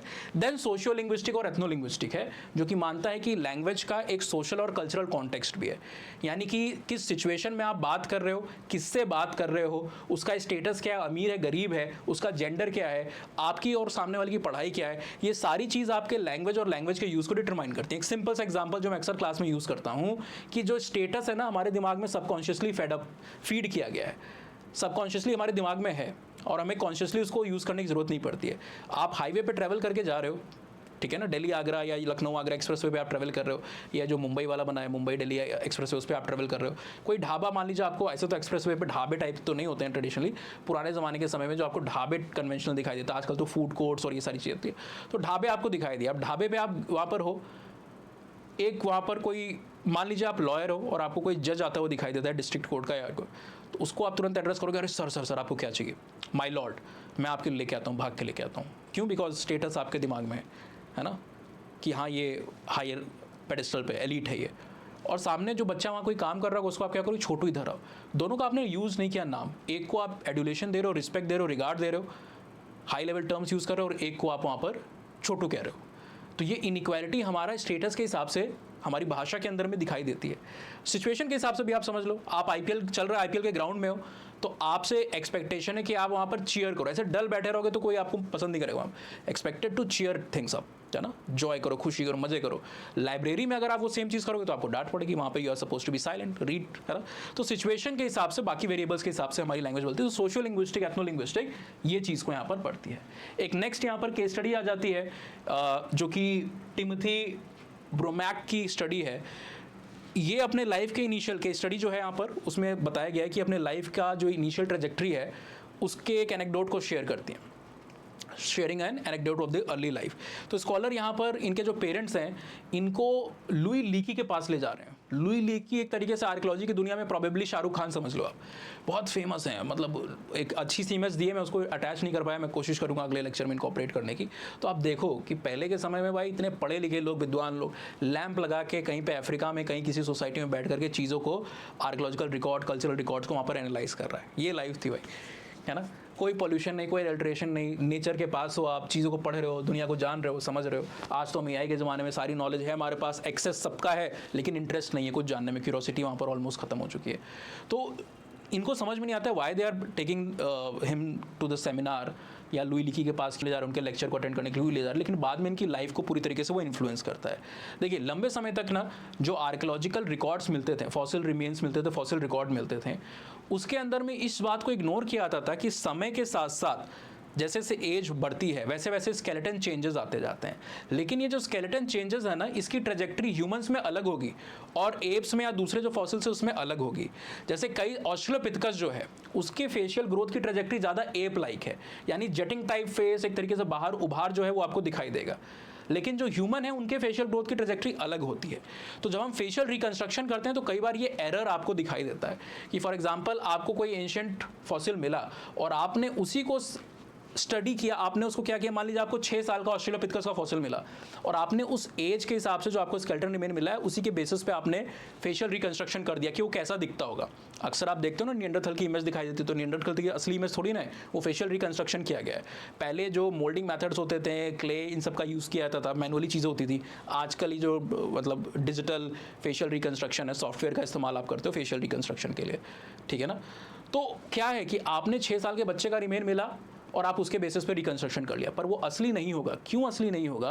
बिकॉज ग्रोथ के साथ जैसे जैसे डेवलपमेंट होगी, वो डेवलपमेंट के अंदर में चेंजेस इनकॉर्पोरेट होंगे। ह्यूमन के ट्रेजेक्ट्री अलग होगी बिकॉज हमारा फेशियल प्लान अलग है और एप का अलग है। तो कोई एप लाइक मैनर में ग्रो कर रहा है किसी का, तो ये ट्रेजेक्ट्री समझने में इन्होंने काफ़ी हेल्प की। साथ ही साथ इन्होंने एक बायोलॉजिकल क्लॉक की बात की। जैसे हमारा बायोलॉजिकल क्लॉक होता है ना, सर्कैडियन रिदम के बारे में आपने पढ़ा होगा स्कूलिंग डेज के अंदर में या कॉलेज के अंदर में, वैसे ही ग्रोथ की एक ट्रेजेक्ट्री है। यहाँ पर जब हमारे फेशियल चेंजेस आ रहे हैं ना, जब बोन्स, स्केलेटन हमारा मैच्योरेशन हो रहा है, इसके साथ साथ हमारी सब्सिक्वेंटली सेल्स भी डिवाइड हो रही हैं। हार्ट रेट, रेस्पिरेटरी रेट जो है वो आपको इंक्रीज कर रहा है, सेल का डिवीजन जो है वो आपको होते हुए दिखाई दे रहा है, ताकि जो टिश्यू का सुपर इम्पोजिशन है उन स्केलेटन चेंजेस के अकॉर्डिंगली वो भी होता रहे। तो ये सारी चीज़ें इतनी बढ़िया तरीके से इंजीनियर है ना कि ये पैरेलल चल रही हैं। ऐसा नहीं है कि स्केलेटन चेंजेस आ रहे हैं, बोन का डेवलपमेंट हो रहा है, लेकिन बाकी चेंजेस पहले या बाद में आ रहे हैं। उसके साथ में सिंक्ड है सारी चीज़ें कि जैसे जैसे ये चेंजेस आ रहे हैं वैसे ही देखा गया हार्ट रेट जो आपका, रेस्पिरेटरी रेट जो है, सेल डिवीजन जो आपका अकॉर्डिंगली वर्क कर रहा है। तो एक क्लॉक है इसकी बॉडी के अंदर में, there is probably sort of biological clock. That is helping it to adjust accordingly. तो वही चीज़ यहाँ पर है, इन्होंने देखा कि there is a rhythmic growth cycle even in enamel. ये तो मैंने आपको नॉर्मल स्केलेटन बताया, इवन इनेमल जो है ना, टूथ इनेमल में भी यहाँ पर उनको दिखाई देता है कि एक रिदमिक साइकिल है जो हर 8-9 दिन के अंदर में यहाँ पर शिफ्ट होती जा रही है, जैसे जैसे ग्रोथ स्प्रेड आपको दिखाई देगा। चलिए आगे हम यहाँ पर जो लास्ट फील्ड है आपकी वो दी हुई है एथनोलॉजी की। एथनोलॉजी के ऊपर हमने आपसे शायद पहले भी थोड़ी सी बात की थी। एथनोलॉजी क्या है? कल्चर की स्टडी होती है, ज़्यादातर ये कंपैरेटिव स्टडी करते हो आप, ठीक है ना। डाइवर्सिटी जो है अलग अलग दुनिया भर के कल्चर में, उसको हम यहाँ पर पढ़ने की कोशिश करते हैं। अब जब कल्चरल स्टडीज़ की बात हो रही है तो इसमें कई तरीके होते हैं। एक तो एथनोग्राफर का तरीका होता है। मॉडर्न जो एंथ्रोपोलॉजिस्ट हैं वो अपने यूनिकनेस के लिए जाने जाते हैं। Why? Because they are not studying culture from a distance. अपने घरों में कुर्सियों पर बैठ के एसी कमरों में वो कल्चर को नहीं पढ़ रहे हैं, they are going on the field, और फील्ड में जाकर के वो ऑब्जर्वेशन कर रहे हैं, फील्ड में जाकर के वो फील्ड वर्क को कर रहे हैं, एथनोग्राफिक रिसर्चेस कर रहे हैं। दूसरा यहाँ पर एथनो हिस्टोरियन वे होता है। एथनो हिस्टोरियन फील्ड पे खुद नहीं जा रहा है, ये जो पब्लिश डॉक्यूमेंट है किसी दो कल्चर के बारे में ना, उसका वहाँ पर इस्तेमाल कर रहा है ताकि वो कल्चर को समझ सके। जैसे कोई मिशनरी का अकाउंट है, कोई क्रिश्चियन मिशनरी किसी नागा पीपल के बारे में उन्होंने कुछ लिखा है, कोई डॉक्यूमेंट को पब्लिश किया है। ट्रेडर्स हैं, या जैसे मैगस्थनीज भारत में आया, फाइयान है, यूंगसांग है, इन्होंने लिखा है हमारी सोसाइटीज़ के बारे में ना, उसके बेसिस पे आप अगर कल्चर को समझने की कोशिश कर रहे हो तो एक ये एथनो हिस्टोरियन का तरीका होता है। एक यहाँ पर बहुत यूनिक तरीका होता है जिसको क्रॉस कल्चरल रिसर्च कहते हो, जहाँ आप डिफरेंट कल्चर्स के वेरिएशंस को, सिमिलैरिटीज़ को वहाँ पर अंडरस्टैंड करने की, उनके पैटर्न्स को अंडरस्टैंड करने की कोशिश करते हो। नेक्स्ट एम्बर नंबर के अंदर में एक रिसर्च यहाँ पर दी गई है कुंग के बारे में। कई बार क्लास में बच्चे पूछते नहीं है, हमेशा कुंग के आगे ये एक्सक्लेमेशन लगा होता है। क्यों? बिकॉज जो ये कुंग लोग होते हैं ना, जब भी ये अपनी लैंग्वेज का इस्तेमाल करते हैं या कुछ बोलते हैं वहाँ पर, तो एक टंग को रोल करके जब साउंड को प्रोड्यूस किया जा रहा है, जब अक्षर बोला जा रहा है, तो एक डिस्टिंक्टिव टाइप की साउंड वहाँ पर निकलती है, जिसके पोर्ट्रेयल के लिए यहाँ पर ये एक्सक्लेमेशन लगा होता है। असली में एक्सक्लेमेशन थोड़ी ना किसी का नाम होता है। तो एक कुंग पॉपुलेशन है जो आपको अगेन अफ्रीका के अंदर में दिखाई देती है। यहाँ पर क्या है, कुंग का ये स्टडी को क्यों यूज़ किया गया है? कल्चरल वेरिएशन को समझाने के लिए, कि एंथ्रोपोलॉजी का स्कोप है हमें कल्चरल वेरिएशन को समझने में काफ़ी हेल्प करती है, ठीक है, मिसकंसेप्शन से बचने में हेल्प करती है, और अप्रोप्रिएट चीज़ों को जानने में कि एक कल्चर में कुछ अप्रोप्रिएट है, दूसरे कल्चर में कुछ और अप्रोप्रिएट है। हम उसके अकॉर्डिंगली, हम अगर जब तक चीज़ों को नहीं समझेंगे हम मिस इंटरप्रेट करते रहेंगे। इसके लिए मैं आपको पहले ये वाली स्टडी बता देता हूँ। जैसे यूएस में या अरब्स के बीच में ना, डायरेक्ट जो गेज है, गेज मतलब देख रहे हो आप, नज़र जो आपकी है, इसको एक्सपेक्ट किया जाता है बातों के समय में, कि आप डायरेक्टली गेस कर रहे हो ना, तो वो आपका एक प्रॉपर वे, अप्रोप्रिएट वे है कि इसी तरीके से आपको बात करनी है। लेकिन कम्युनिकेशन के समय, जैसे जापान के अंदर है ना, और कोई भी कैसे कल्चर्स हैं, वहाँ पर अगर आप डायरेक्टली देख रहे हो तो उसको अच्छा नहीं माना था। It has to be averted. Specifically superiors हो गए या वेनरेटेड इंडिविजुअल्स हो गए या एल्डर्स हो गए, तो आंखें मिला करके बात नहीं करना, उसको रूड देखा जाता है। कई सारे कल्चर, एशिया में और भी कई सारी कंट्रीज़ में, इंडिया में खुद ऐसा सिस्टम है ना, आप बड़ों को, बॉस को ऐसे घूर के, ऐसे आंखों में आंख डाल करके ऐसे बहुत देखोगे तो गलत मानाएगा, खासकर बड़ों के साथ में। यूएस में, अरब में डायरेक्ट गेज। तो क्या है, कल्चर के हिसाब से चीज़ें अप्रोप्रिएट इनअप्रोप्रिएट है। एज एन अमेरिकन आप कहीं एशिया में आते हो या जापान में जाते हो, एज ए जापानीज आप अमेरिका में जाते हो, तो आप कैसे चीज़ों को जानोगे क्या अप्रोप्रिएट नहीं है? तो यहाँ पर ही कल्चर की अंडरस्टैंडिंग हमारे लिए इंपॉर्टेंट होती है, और यहाँ पर ही एंथ्रोपोलॉजिकल स्टडीज़ हमारे काफ़ी ज़्यादा काम में आती है, ताकि हम टॉलरेंस को समझ सकें। एक जापानीज़ गया, उसको कोई घूर के देख रहा है, उसको लगा ये तो डिसरिस्पेक्ट कर रहा है, until unless he is familiar with the cultural codes, ईथॉस, है ना, नॉर्मल वे, सोशल नॉर्म्स, इन सबसे अगर वो पहले से उसको पता है, तभी वो अकॉर्डिंगली यहाँ पर बिहेव कर पाएगा। दूसरा, यहाँ पर वापस से जाते हैं कुंग वाली स्टडी के ऊपर। कुंग एक नोमैडिक ट्राइब है। आप कोई अमेरिकन या एक रैंडम इंडिविजुअल, आप में से, हम में से जाके कोई अगर आईआईटी दिल्ली से ग्रेजुएट है और वो रैंडम गया कहीं टूर पे गया, मसाई मारा गया, या फिर अफ्रीका में मान लीजिए कुंग की सोसाइटी को स्टडी करने गया, यहाँ पर जाके वो देखेगा कि यार ये तो बड़े ही बैकवर्ड लोग हैं, पिछड़े लोग हैं, इनके पास कोई मटीरियल कल्चर है ही नहीं, न फ्रिज है, न एसी है, घर भी नहीं है, एक जगह से दूसरे जगह तक थोड़े समय एक जगह पर है, फिर चले गए दूसरे, जैसे इंडिया में बंजारे होते हैं या कहीं भी आप कहते हो बात कर, तो एक जगह से दूसरी जगह, तो आपको लगेगा बैकवर्ड है, कुछ है नहीं, इनको कुछ पता नहीं होगा, इसलिए आगे नहीं बढ़ पाए, लाइफ में प्रोग्रेस नहीं कर पाए। पर ऐसा नहीं है। जिस तरीके के इन्वायरमेंटल कंडीशन के अंदर में रह रहे हैं ना, वो इनके कल्चर को एक तरीके से इन्फ्लुएंस कर रहा है। फॉर एग्जाम्पल, ये जो इनके बीच में एक फूड शेयरिंग का तरीका है, फूड शेयरिंग का, जिस तरीके की इन्वायरमेंट है वहाँ पर एग्रीकल्चर आप नहीं कर सकते हो, वहाँ पर आप डेयरिंग नहीं कर सकते हो, पेस्टोरिज्म, जानवर को पाल नहीं सकते हो, है ना। तो लंबे समय से ये जो है वो नोमैडिक लाइफस्टाइल को फॉलो करते आए, हंटिंग गैदरिंग करते आए, और हंटिंग गैदरिंग सोसाइटी में आपको कॉपरेशन की काफ़ी ज़रूरत पड़ती है। आज आपको शिकार मिल गया, आपने कर लिया, मुझे नहीं मिला। अब शिकार का ऐसा है ना कि अगर 2 दिन नहीं मिला, अगर आज मुझे शिकार मैंने नहीं किया, मुझे खाना नहीं मिला, तो मैं अगले दिन मेरी बॉडी में वैसे भी ताकत नहीं रहेगी, तो मेरी एफिशिएंसी ऑलरेडी कम हो जाएगी। 2 दिन नहीं मिला, तीसरे दिन और मेरी बॉडी शिकार के लिए जाने के लिए, भागने के लिए तैयार ही नहीं रहेगी, है ना। In the absence of these things हमारी बॉडी क्या है, वो काम ही नहीं कर पाएगी, सर्वाइव ही नहीं कर पाएगी, तो डेथ हो सकती है इंडिविजुअल की। इसलिए इनके बीच में कॉपरेशन की टेक्निक है, एक तरीके की रेसिप्रोसिटी है, और ये रेसिप्रोसिटी एक जनरलाइज रेसिप्रोसिटी होती है। कोई एक्सपेक्टेशन नहीं है कि मैं कर रहा हूं तो सामने वाला भी करेगा, बिकॉज नोमैडिक ग्रुप से इनके अंदर में ग्रुप का यूनियन, फिजन, फ्यूजन होता रहता है। आज कोई किसी ग्रुप में, कल किसी और ग्रुप में चला गया, कभी परसों किसी और ग्रुप में चला गया, एक जगह से दूसरी जगह जाते रहते हैं, ठीक है ना। पर फिर भी अगर आपके पास जो भी खाना आपको मिला है और आपको पता है कि आपके बगल में कोई है जिसको खाना नहीं मिला, शिकार नहीं कर पाए, तो आप फूड उससे शेयर करोगे। ये कॉपरेशन एक तरीके से सर्वाइवल का तरीका है ना। और जिस तरीके की सिचुएशन है, वाटर है नहीं, कोई वाटर का सोर्स नहीं है। ट्रेडिशनली जो भी ह्यूमन सोसाइटीज़ हैं, उनके सेटलमेंट कहाँ पर होते थे, वाटर बॉडीज़ के आसपास होते थे। वाटर की अनअवेलेबिलिटी है, खेती के लायक एरिया नहीं है, डेयरिंग के लायक जानवरों को पालने के लिए पेस्टोरल इन्वायरमेंट यहाँ पर नहीं है। That is why they continuously are on the move. Lack of water resources, continuously move है, तो इनका एक तरीके से फिजिकल और कल्चरल एडेप्टेशन है to the Kalahari desert type of ecosystem, arid, extreme arid ecosystem in which they are living.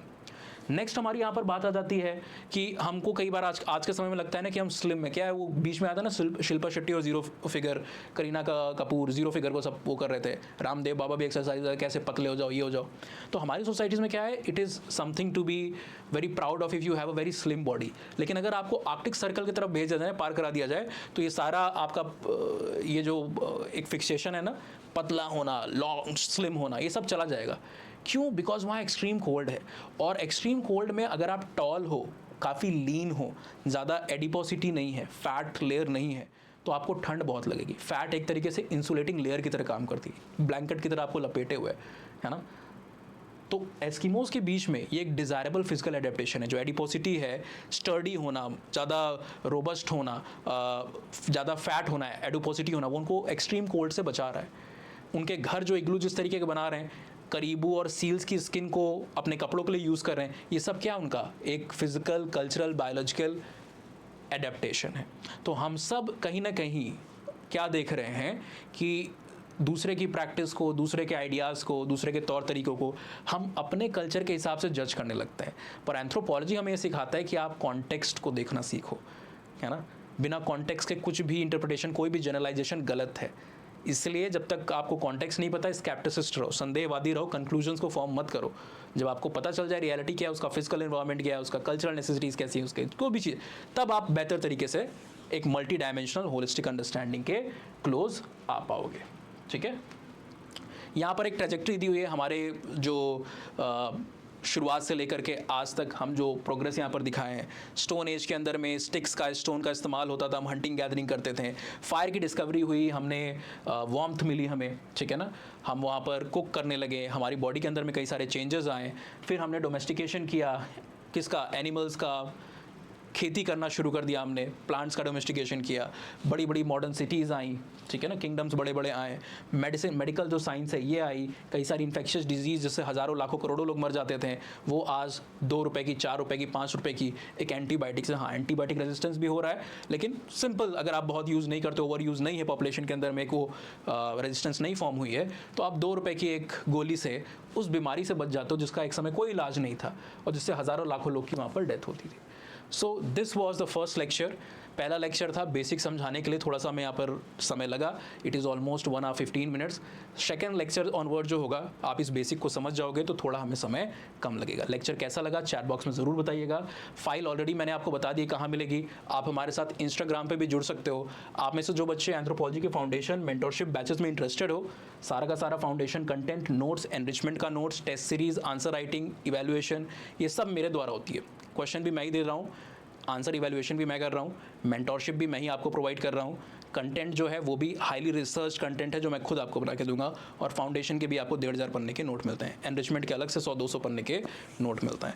और इसकी वैलिडिटी, मेंटरशिप की यहाँ पर कोई वैलिडिटी नहीं होती है, टारगेट है जब तक आपका सिलेक्शन ना हो जाए। ठीक है, तो इसके हमारे 2 वेरियंट हैं। एक ये हमारा वेरियंट है, ये आपको यहाँ पर दिखाई दे रहा है 6999 में, और इसी का एक दूसरा वेरिएंट भी है यहाँ पर, एंथ्रोपोलॉजी अचीवर्स जो हमारे बैच है, ये वाला जो वेरिएंट है ये 9999 का है। डिफरेंस क्या है, मेंटोरशिप दोनों में, डाउट सॉल्व दोनों में आपका होता है, over a phone call, Telegram, WhatsApp, जो भी मीडियम है। इसके अलावा आपको जो कंटेंट है 1500 पन्ने का दोनों में मिल रहा होता है, एनरिचमेंट दोनों में मिल रहा होता है। डिफरेंस टेस्ट सीरीज, इवैल्यूएशन और आंसर राइटिंग का, ठीक है ना। तो अगर आप प्लान कर रहे हो तो आप उसको भी ज्वाइन कर सकते हो हमारे बैचेस को। यहाँ पर डायरेक्टली आप मुझे रीच आउट कर सकते हो। मेरा इंस्टाग्राम हैंडल है utkarsh_here, और नहीं तो आप मुझे ईमेल आईडी पे भी रीच आउट कर सकते हो, okutkarsh@gmail.com। ये जो पूरा PDF है, कंटेंट है, जैसे ही लेक्चर अपलोड होगा उसके 12 घंटे के अंदर में, या हो सकता है तुरंत इमीडिएटली, हमारे रेलिवेंट टेलीग्राम चैनल्स पे चला जाएगा। ये दोनों टेलीग्राम चैनल नए हैं, इसलिए हो सकता है बिना @ लगाए आपको ना मिले, तो ज़रूर लगाइएगा। एग्जैक्टली सेम चीज़ लिखोगे @ तो आपको मिलेगा। लेक्चर कैसा लगा चैट बॉक्स में ज़रूर बताइएगा। कोई डाउट हो, क्वेश्चन, उसको भी ड्रॉप कर दीजिए। अगर ड्रॉप किए हुए क्वेश्चंस बहुत सारे दिखे मुझे, तो हो सकता है हम एक फ्री जूम सेशन कर दें, and it is not only for the members जिन्होंने हमसे पहले से पढ़ा हुआ है, न्यू मेंबर्स के लिए भी वो चीज़ सुविधा है। हम एक लेक्चर अरेंज करके डाउट्स को भी वहाँ पर रिजॉल्व करेंगे। किसी भी तरह की क्वेरीज है, पढ़ने में दिक्कत आ रही है, रिसोर्सेज को लेकर दिक्कत आ रही है, केस स्टडीज़ के ऊपर दिक्कत आ रही है, कोई भी दिक्कत, XYZ। Thank you again, see you in the next lecture, chapter 2 of Ember and Ember. Goodbye, take care, have a nice day.